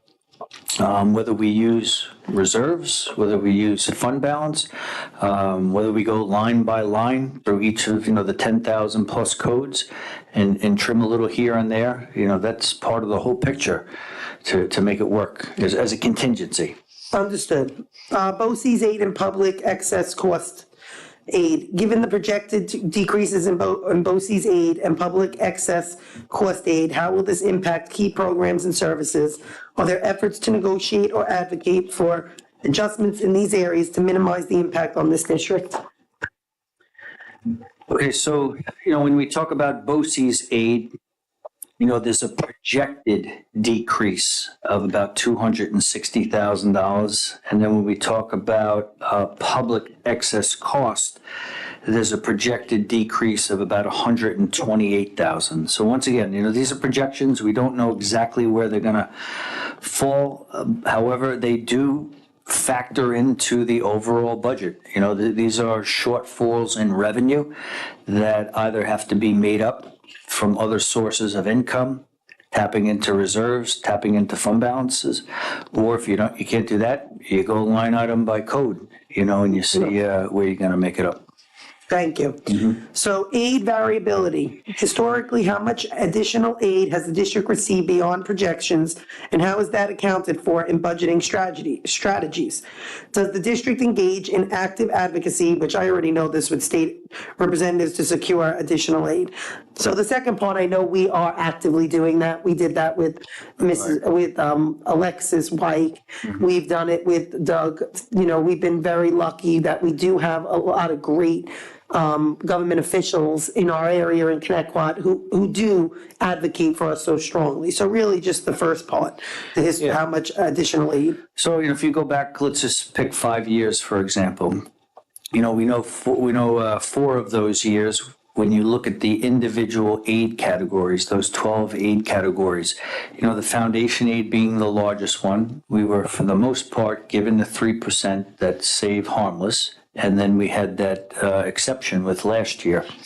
So, the other categories are really expense-based aids, the expense-driven aids. So depending upon how much we actually spend, it determines how much the aid will get us. So we've had fluctuations year to year, but I don't think they've been that significant except for last year with that foundation aid in particular. All right, cost reduction strategies. What specific cost reductions are being considered to balance the budget, and how do they align with the decreases in state aid? Are there program cuts or staffing changes being planned, and if so, how will they impact students and services? So once again, last year, everyone I think is well aware of the initial shortfall that we were up against and how we were going to close that gap, what the suggestions were, what the discussions were, and then in the end, what was finally decided to balance the budget. So, there's a lot of different options on the table when we look at especially 10,000 expense codes and then a number of revenue codes as to what we can do to balance a budget. And then once again, that all factors in to state aid, whether it's increasing or decreasing. I would say it's too early, way too early right now to even talk about program cuts, which I know we typically try to avoid as best we can, especially even when it comes time to staffing. But it's Absolutely. It's too early. Yeah. I would hate to see any programs cut, but I would also like to make sure that the programs we have are flourishing, and that we're actually putting the efforts into those programs. And if there are people if we don't have kids that are interested in a program, then we should be looking at what can we do to either put more interest into it, put more time and effort into getting them interested in it, or scratching it and bringing something else in its place. That's my opinion. I just think that we need to do that. We've been saying that for a few years now. Next was the state uses metrics to project aid. Does the district use similar methodologies to assess and plan for budgetary changes? How does the district ensure that the calculation of costs and reductions is equitable across programs and services? Over the last few years, I've advocated and been upset about sometimes there not being equity across the district. So Yeah, I mean, listen, up until last year, I think we had a good idea how the state handled state aid, especially with our district. I think that the formula, especially the foundation formula, may have gone by the wayside last year. And then this year, they had that Rockefeller study that we thought was going to, really radically change the way the state looked at different aid components. When Dr. Centimore and I reached out to a gentleman who helps guide us with state aid and asked, why the 2%? We were almost expecting zero to some extent, and his answer to us was, a $6 billion windfall on Wall Street, is what filled the state coffers. So, that's not necessarily formula based. I don't think you could call that. So, While balancing the budget, how does the district prioritize expenditures to ensure that the quality of education is maintained, especially for our high-need areas such as special education or the underfunded programs? The district's budget is a complicated process, and it started months ago. We just finished up meeting with every single department, every single building, director, building principal, department head. I would say the number one focus is always on the students and the value of the education they receive, program by program, building by building, department, and so forth. So, and the guidelines that the board approved tonight are certainly the roadmap that we try to stay on as we're building the budget. Okay. Broader fiscal responsibility and transparency, community engagement. How can this district improve transparency and involve the community in understanding the challenges with state aid and the budgeting process? Are there opportunities for stakeholders, including the parents and educators, to provide input on which areas to prioritize for funding or reductions? I know we've spoken about having a committee, but we never moved on it. So what are we doing to make sure that their voices are heard as well? Yeah, so, I think in the interest of transparency, when we do these presentations, every board meeting from the last one through till the budget hearing in May, we try to put out as much useful information as we possibly can to the community so that it's out there, even if it's on the website, although we're trying to explain it in public. In the time I've been here, the 4 years that I've been here, we haven't necessarily sought community input on a committee basis. And like you said, I know that idea has been floated. I think if we're going to go down that road, it may be wise to do that, say, in the summer. Like get that committee started early rather than, say, jumping in right now. That's just a suggestion and an idea to try to get more input from the. I absolutely agree. And like I had said, I wanted to see a committee be formed, but I also wanted it to then, what they brought forward, it to actually be heard. Because I know from the past, that was not the case. They brought things forward and nothing was ever taken off of it. That was before your time, before my time. Yeah, the challenge with that is that, I said earlier, 70% of a budget is personnel. And so, those type of committees in other districts, they're advisory committees. And I think the frustration happens when those committees put months and months and months of work together with proposals, and then they don't come to fruition. It's the advisory piece that gets people frustrated. And it's also the fact that 70% of the budget is personnel related in terms of the biggest impacts. I got just two more. What steps, long-term planning, what steps is the district taking to ensure financial sustainability in the event of continued aid variability in the future years? Are there any plans to increase local revenue or seek alternative funding sources to reduce reliance on fluctuating state aid? I mean, we're seeing this year, we saw it last year. Well, last year, I'm happy to see that they gave us, we're so far at 2%, and then they started at 0 last year. It's still not something that we are aware of, long-term planning, what we have ahead. Yeah. You know, when the board approved the budget guidelines, there's an addendum. You all have it's either orange or a cream color. Yes. There's a spreadsheet in the back, which is a multi-year projected figures.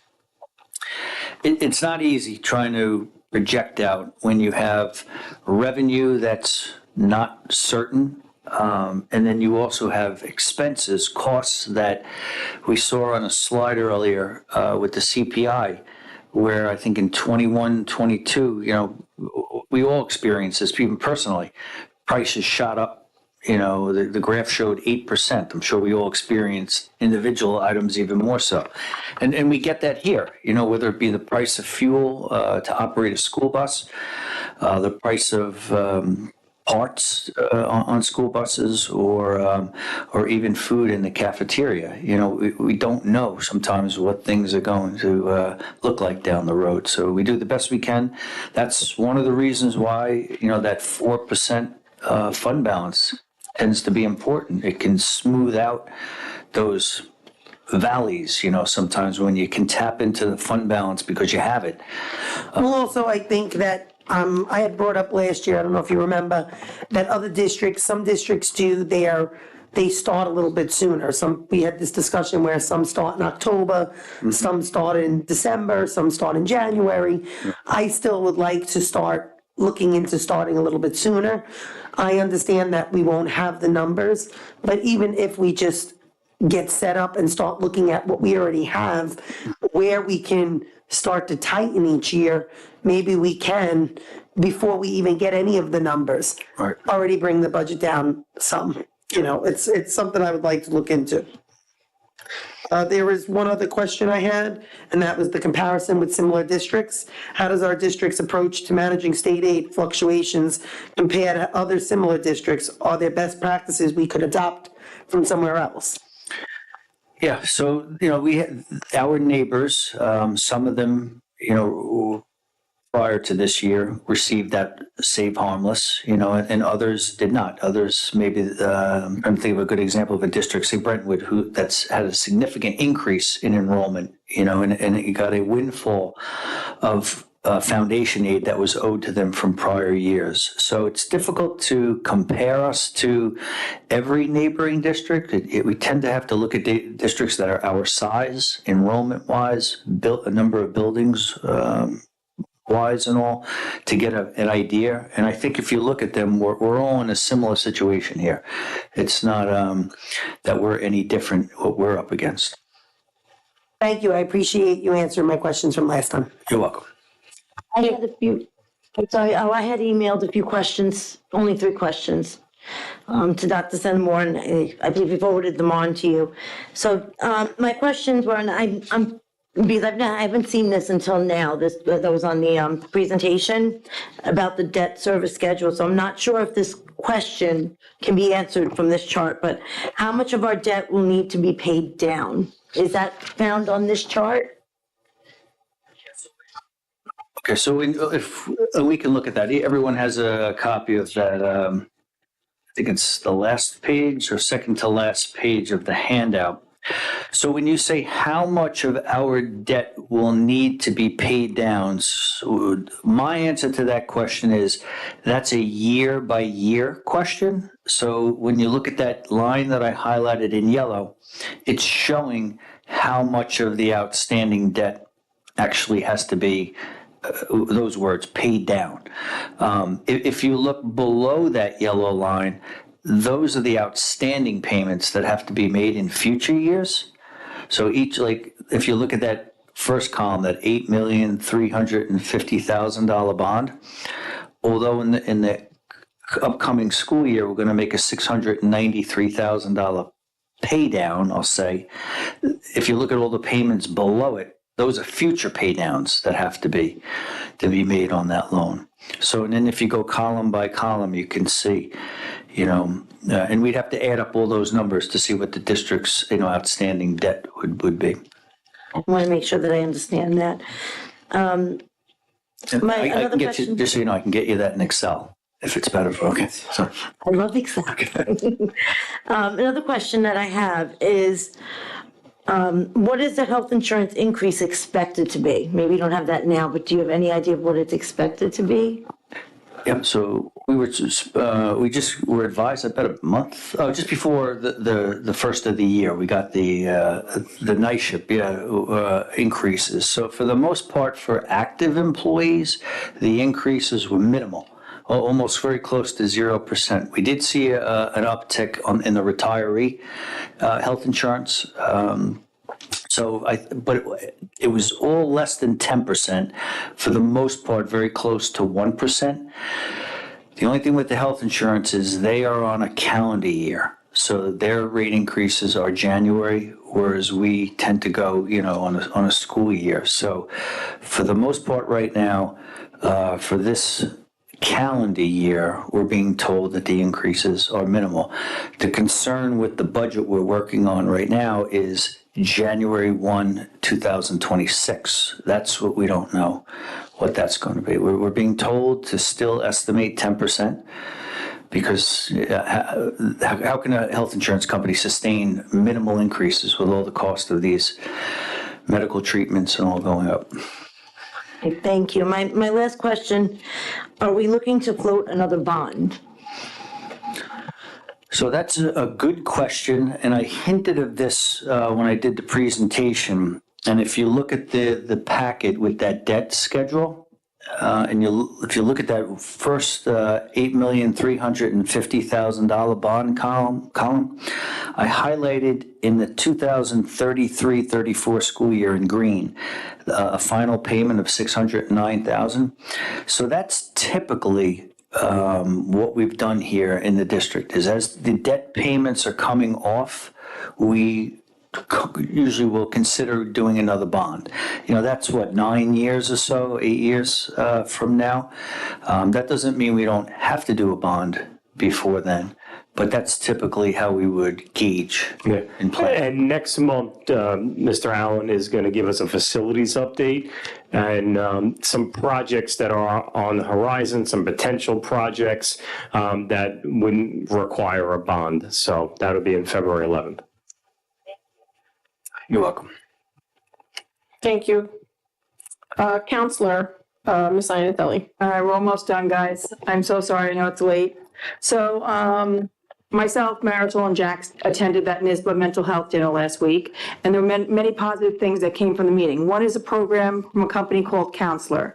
This is a mental health program offered to schools where the student can text a counselor anytime about anything. Mental health support from the comfort of their phones.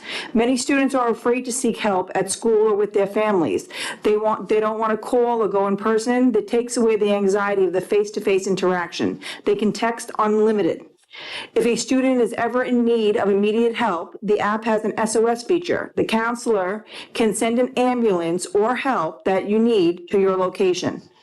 Counselor collects data monthly to report back to the schools. They don't use certain specific students, but they document complaints or challenges to help the school know what the districts need to work on. Example, if 200 kids text in a month that they were getting bullied, we now know we need to do better. We need to come up with better ways to stop bullying from happening. They said many students text, "Me and my boyfriend just broke up. I'm upset." They just need a friend, someone to speak to, or to work out their feelings. Students get full support throughout high school and or middle school, and after high school if wanted. So we would have to pay for the program while they're in middle school and high school, but after, for a small fee, they are offered the program because many, students rely on this then and become used to it. So that was a concern of mine, so I just wanted to make sure that they were being taken after. I did the math, and it winds up being around $225 a student, depending on how many we have. And it comes to about $65K a year. At first, I thought, wow, that's a lot of money. And then I put it into perspective. This money is less than one teacher's salary per year, and it will help all of our secondary students if we wanted to. Every secondary student will have at their fingertips, it doesn't matter if it's 2 in the morning, 5 in the morning, 8 at night, be able to text someone if they feel they need to speak to someone. So I think this is a small amount of money to invest in our students' mental health. The company recently brought on a grant writer, so if schools need financial support, the grant writer actually works with the schools to help us get money towards the program. So even if it doesn't pay the whole thing, maybe we can get, a certain amount of money towards it. Just for anybody who doesn't know, the wait time right now for an in-person visit with a psychologist or social worker is 3 to 6 months. I actually did run this idea by several students, and every one of them thought it was a great idea. I would like our district to look into this and maybe see if the grant can pay for the whole entire thing, but I do think it's an amazing program. Do you think you can spell it just so people know? Because it sounds like counselor, but it's spelled a little. Yeah, it's COUNSLR, counselor. Yeah, that was the one that we went to the table. They were excellent. There's also, I just want to piggyback with you. There was also something else that I found very interesting there. And I actually spoke to a board member from Virginia who, she's a Connecticut graduate. And they have something else too that actually helps for bullying, mental health, and also for special education. It was a neurodiversity specialist. They said that education can learn from employees. Here, they said some employees are turning disabilities into strengths by special education, in particular transition programs, have lagged behind, and how schools can learn from employment diversity initiatives. They said that although they would not argue that the employment side has been mostly focused on those who have STEM strengths, they said that this neurodiversity is an emerging trend in special education and mental health that emphasizes helping students learn to maximize their strengths rather than focus on their weaknesses.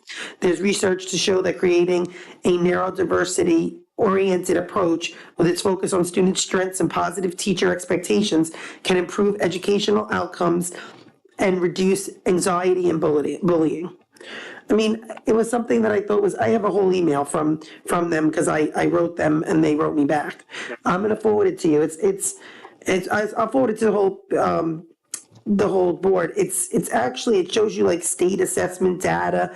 It was showing disruptive behavior by some students and how chronic absenteeism and their kids' grades, all of this was helped by going upon this approach. So I thought that was also interesting when we were going table to table. Okay, we'll take a look at both the counselor and that neurodiversity. Thank you.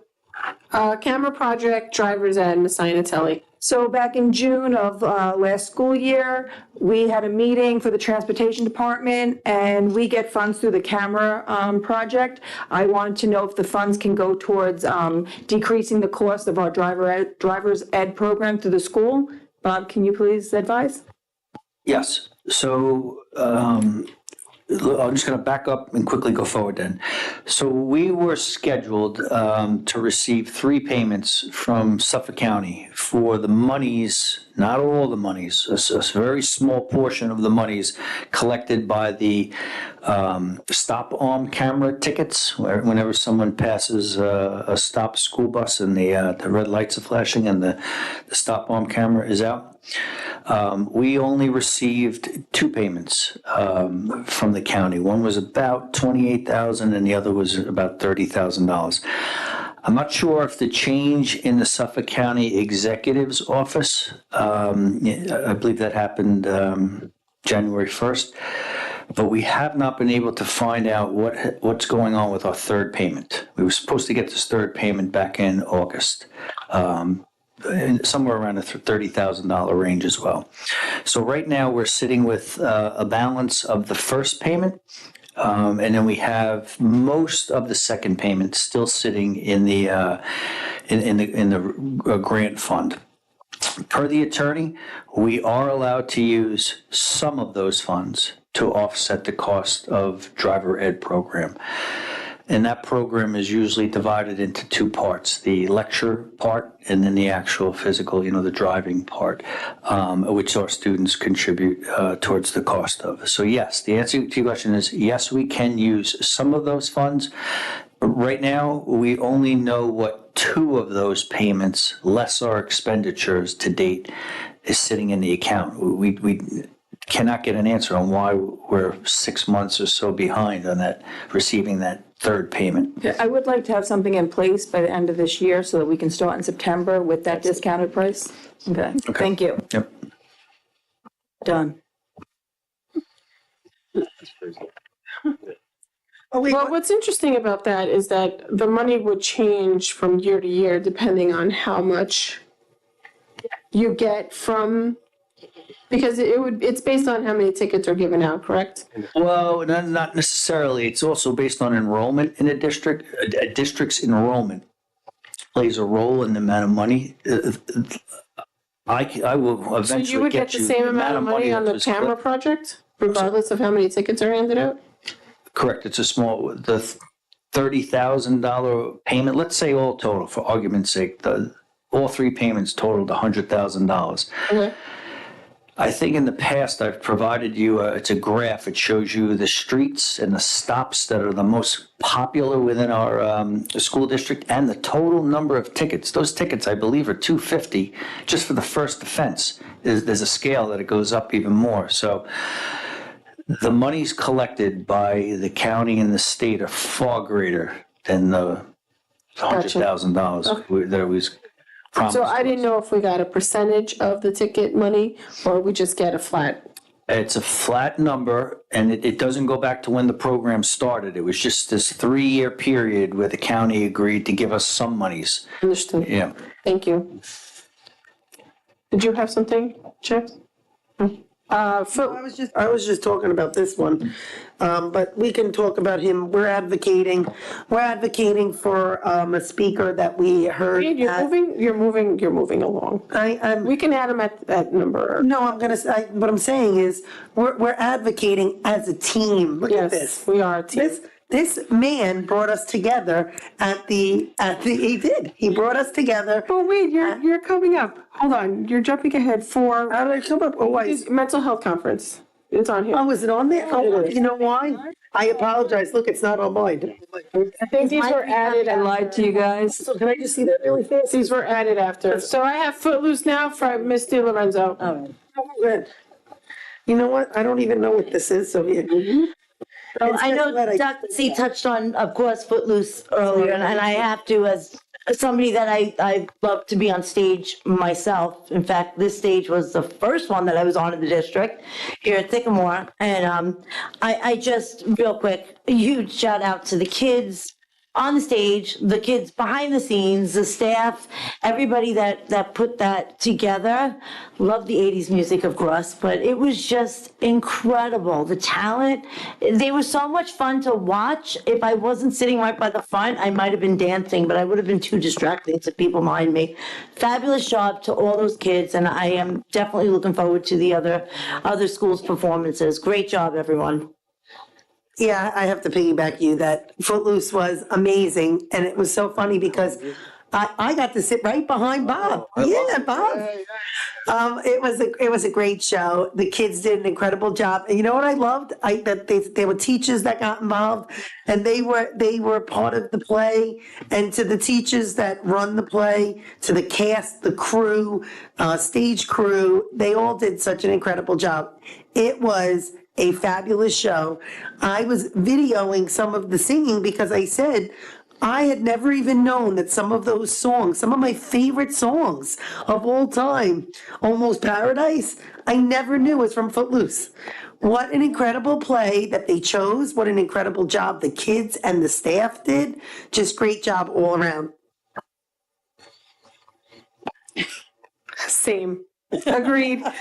The plays are literally one of my favorite things to see, and I love going to them, and I am never disappointed with the amount of talent that we are blessed with on those stages. So amazing job by everybody. Professional development, Miss Di Lorenzo.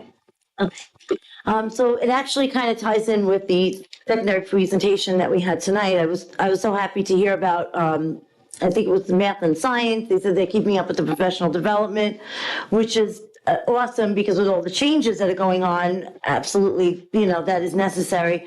And my original reason for bringing this up was that I just wanted to make sure, because when I look back at some of the things from the Connecticut Teacher Center and professional development is on there, but I do see a lot of the development there is very mental health related, which is absolutely, we need that. We definitely do.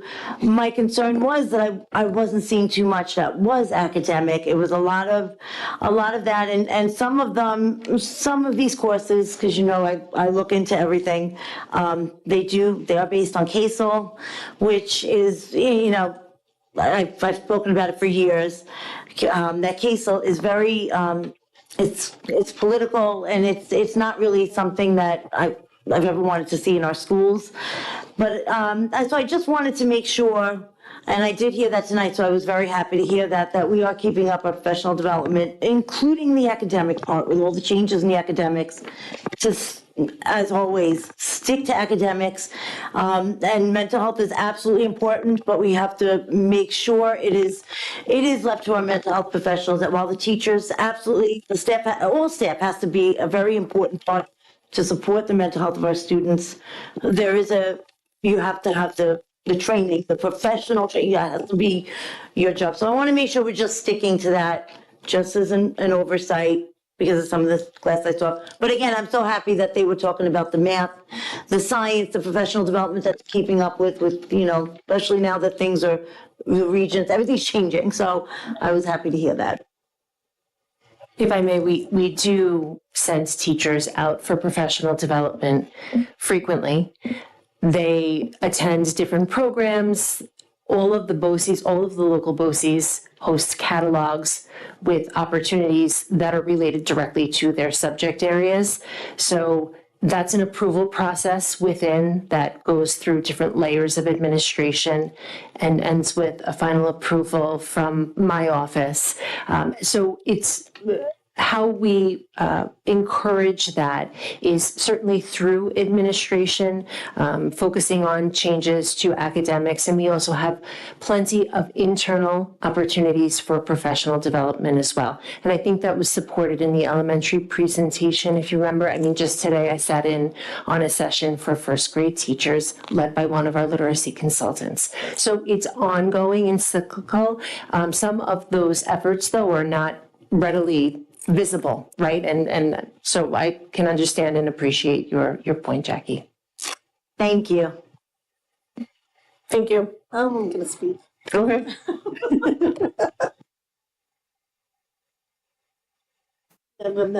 No, you're not next. Oh, I'm not next? Nope. No, I'm still going. Adult education classes, Ms. DiLorenzo. I hate being left for last. You're last. I decided. All right. Yeah. I wanted to bring up this, which I saw from one of our prior board members, which I thought was very interesting. And I know that there's some of the talk was that it might have not been a good idea fiscally, but I just wanted to revisit the possibility of doing the adult education classes in our buildings. Our buildings they belong to the community, even the adults, that they don't have children in the school. And I did notice that Sayville is doing things. They have things like, I'm sorry, it's very small on here. Beginner mahjong, they have intermediate volleyball, ballroom dance. And then they even had, I thought I saw, what did I see here? They have yoga, they have all different, they even have pickleball, so that would be great for Reza. But they really, like I said, maybe we could do maybe we could look into that again, or maybe just reach out to Sayville. And maybe we have 10 buildings, maybe we can look into that. Maybe that can be a good fiscal piece to help us, to help our taxpayers, maybe as some sort of revenue for us. So just something to possibly look into. It looks like Sayville's doing something which looks pretty cool. And now, I'm so excited. The mental health You conference. can finally talk about him, go ahead. Ms. Napolitano. I love this man. I just want to say that I'm going to thank the board and the community for allowing us to go to this mental health conference, because it really was an incredible experience. We had a speaker, the keynote speaker there, John Paul Gonzalez, was incredible. I can't speak higher about him. Incredible. He does an all-in slogan. It's not a slogan, it's a lifestyle. He touches on bullying. He touches on violence. He touches on, he's an inspirational speaker by far.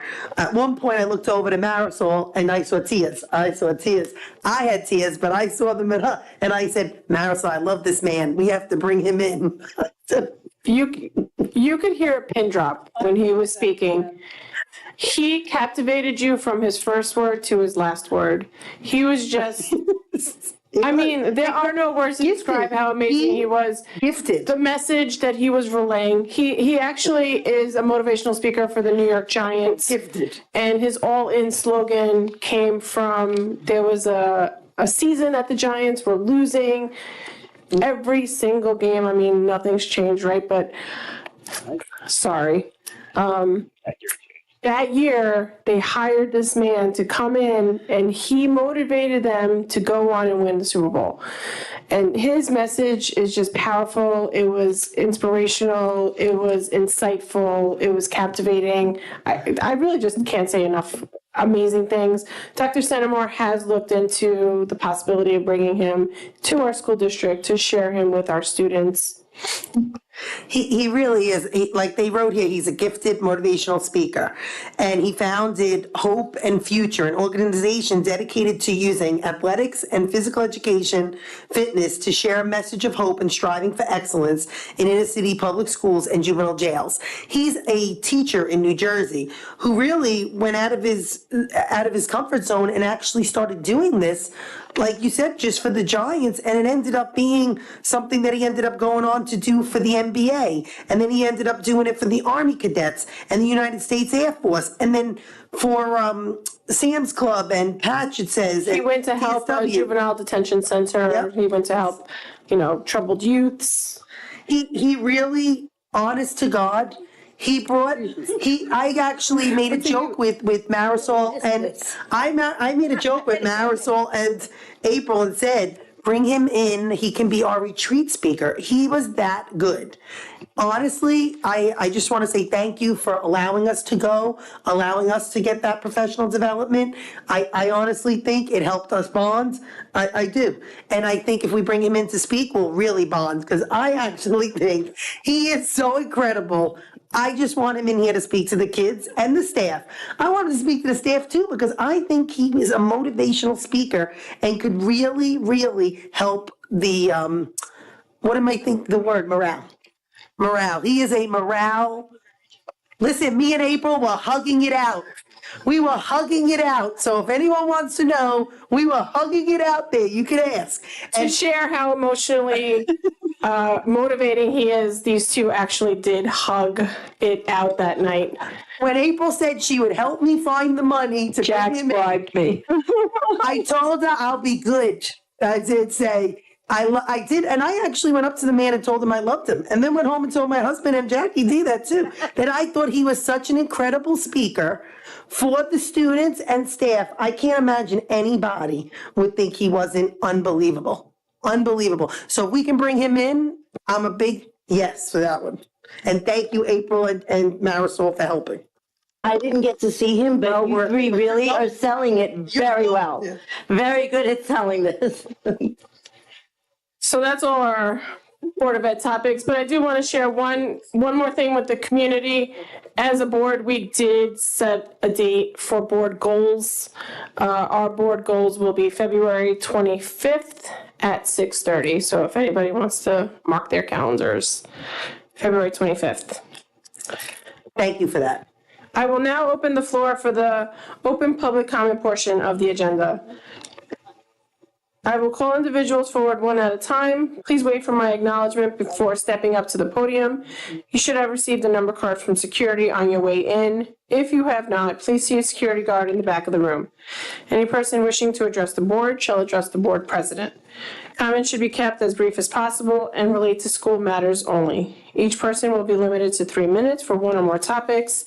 Individual employees, parents, or children should not be identified by name, title, position, grade, or building. The use of foul language and threatening comments will not be tolerated, and the board will consider a recess until order is restored. In accordance with policy 1230, the public comment will not exceed 30 minutes. If there are additional persons wishing to speak, the board may consider a motion to extend the time. Number 1.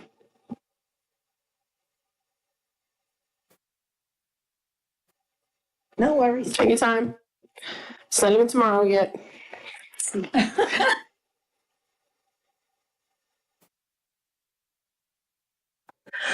Well, with the budget, you just talked about variable expenditures and like things that you don't know are coming, that you have fund balances or reserves for. We have an approximately $300,000 expenditure this year if things don't go the district's way.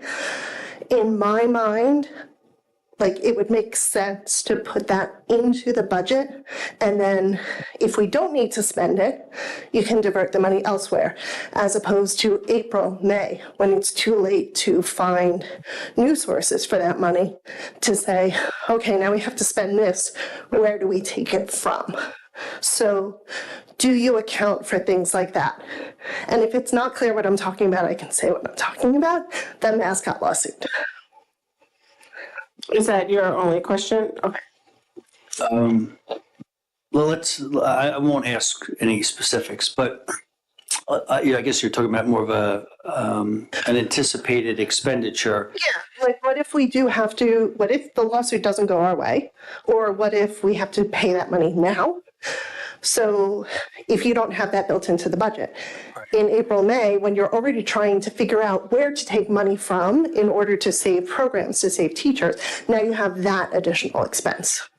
You know, for the most part, as much as we try to build a 100% line item by line item, expense by expense budget, we don't have a crystal ball that tells us what's happening down in the future. So we always build in some room for unanticipated expenditures, something just maybe what you're referring to there. So we're always prepared to deal with and handle certain expenditures that come up. I'm not so sure that we would put that in the budget without an attorney's opinion, I guess, is where I'm going here. Usually if an attorney would tell us, look, this is reasonably possible that it's going to happen, that would more or less be a trigger to put it in the budget. And they are often asked, the attorneys by the auditors, you know, is it probable? Is it reasonably possible? Or is it just remotely not a possibility? So that's the factual data we would be looking for to actually put something in the budget or not.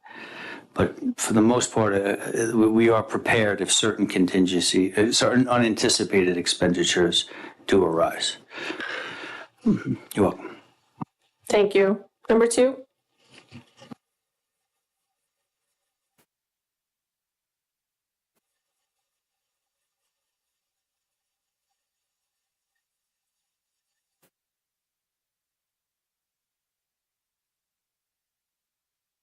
This on, okay. Time. So I know we are in a really confusing time with federal Department of Education edicts and New York State policy. So after the last board meeting, I was really confused because my social studies head said, no, you don't change these non-discrimination policies because it's under the purview of New York State. So I called the Attorney General's office and said, advise me, please, because I don't know what's going on. And I guess the person had a lot of time on his hands because he told me absolutely not. It cannot be changed. It's under the New York State Constitution, and they can't change the discrimination policies because New York State will have supremacy. I know that's debatable. I get it. So I wanted to read the letter that I wrote to you on Thursday. This letter is in response to the Board of Education meeting on January 14th, 2025. Board members cited H.R. 28, a bill that passed the House limiting LGBTQ rights in sports. Also, a board member alluded to decisions made by Judge Reeves of Kentucky that limited trans rights. Board members, I believe, have the false belief that the board is entitled to rush and remove LGBTQ protections from the school district's non-discrimination policies. On November 5th, 2024, Proposition 1, the Equal Rights Amendment, was approved by with voters 62.5% voting in favor and 37.5% opposed. The Equal Rights Amendment amended Article 1-11 of the state constitution to include protections against discrimination based on sex, sexual orientation, gender, and gender identity. The passing of Proposition 1 requires schools to adopt and enforce policies that prevent discrimination based on sexual orientation, gender identity, and gender expression. This could include updates to anti-bullying programs, restrooms, and locker room access and curricula.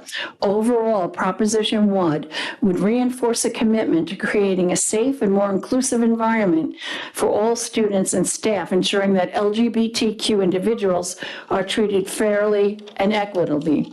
On January 9, Judge Reeves of Kentucky ruled in favor of restricting civil rights of LGBTQ students. The contradiction between Proposition 1, HR 28, and Judge Reeves' ruling prompted me to seek clarity. I spoke with the New York State Attorney General's office on January 21st. Based upon my conversation, it is my understanding that the New York State Constitution is legal authority on these matters. Rushing to change the non-discrimination policies might place Connecticut School District in violation of the New York State Constitution.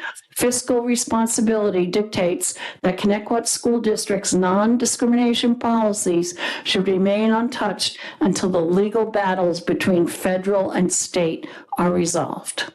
Thank you. Thank you for sharing. Is there anyone else that wishes?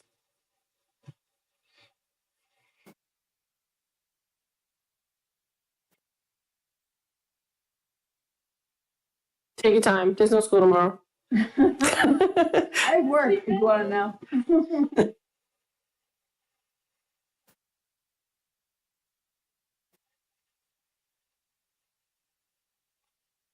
Press the button. Okay. So as you guys know, I wear many hats. One of them is me being a BOCES student in the animal science program. So as this year is coming, I have noticed, particularly in YFS and the gym areas, people are starting to talk about BOCES more, and I absolutely love my technical education, and I will speak so highly about it. And even like, not the negatives, because there are no negatives, but I will speak truthfully about it. So I was thinking BOCES has a open house, and they invite students to come in and just tour different programs on a campus that they like. I was thinking, is there any way we could possibly have a, not like an assembly, but a forum to have students that are in technical programs talk to students that are interested in taking it, only because as much as I love our administration team, it's kind of hard when they're talking about programs you're not interested to pay attention. So I think it would be more beneficial to have a conversation with students who are in it and actually can relate to it, and not someone who's being paid to talk about it or an administrator who's trying to push it. So I was just wondering if maybe there could be some type of discussion of having something like that, because I think that would be very positive for aspiring students to do that. I don't know. Okay, Great idea. That's my bedtime. Thank you for sharing that. That's a great idea. We'll have Dr. Centimore and Ms. Poppy look into it. Thank you, that's awesome. Come on down. Dun, dun, dun. It's your last day.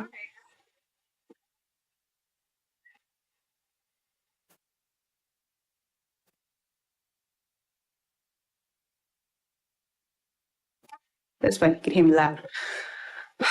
So you guys talked how you went to this mental health thing, right? You guys, all this anti-bullying nonsense. I don't want to say nonsense because it's important, but it feels very nonsense. So I understand you guys have a hard job up there, and I so love that you guys seem to be a lot. No, I love that you guys. But I love that you guys seem to be a lot more cohesive. It's great. I love that. That's a great example. But what I have to tell you is that I don't always agree with everybody's opinion on everything, and no, everybody doesn't always agree with my opinion, and I think that's great because we're not supposed to agree with everybody's opinion. That's reality. But you know what? You still have to be somewhat respectful of it. And what I witnessed tonight made me sick to my stomach, that the superintendent and the board allowed somebody to be bullied in this room. No, don't look at me questioning, because you watched somebody in our community prance up and down this aisle, screaming and yelling to rile up a crowd to bully another person who was up here speaking. Now, whether or not they agreed with what the person was saying, I don't even know what they were all talking about. It's irrelevant to me. They could have been talking about shoes for sale. Irrelevant. But they are allowed to have whatever opinions, thoughts, and ideas that they have. We don't have to agree. They might not like it. They may completely disagree. But that behavior made me so sick to my stomach, because all I could think sitting there was, imagine if I was a kid in school. And I could tell you that's what kids in school experience. A kid could go say, and they say, tell someone. That person who was up here was telling someone. And I don't know what their story was. I don't know anything about any of the situation. But regardless of whatever, they were telling someone, they were bullied to be silent, and it was allowed here. And honestly, I think, how can we tell the kids, don't do these things? I couldn't imagine. I sat there thinking, if I was a kid and this was going on, how miserable would my school years be? And now I see there are a lot of kids that come and talk, and I speak to them, and they tell me different things. They tell lots of people different things. Kids have come up here to tell you about different things. And everyone just gives the party line, oh, anti-bullying, we're not going to. But then we sat and we allowed an entire room to be riled up when that person should have been removed. And it's nothing personal against them. If I had behaved that way, I would expect that I should have been removed. The meeting should have stopped. Something should have happened, because that was inappropriate and it was so beyond the pale. You are allowed to have a different opinion than other people. You could have the only opinion in the room that is different than everybody else's, and that is okay. It's completely fine. What happened tonight was not okay. And I don't even know what anyone was talking about. I have no context for it. I know nothing about it, okay, other than some random stuff that was online that didn't even make sense, okay, genuinely. But whatever they were talking about, yes, you have to stay within the guidelines. You can't say something. But you know what? There was a lot of stuff allowed that shouldn't have been, but okay.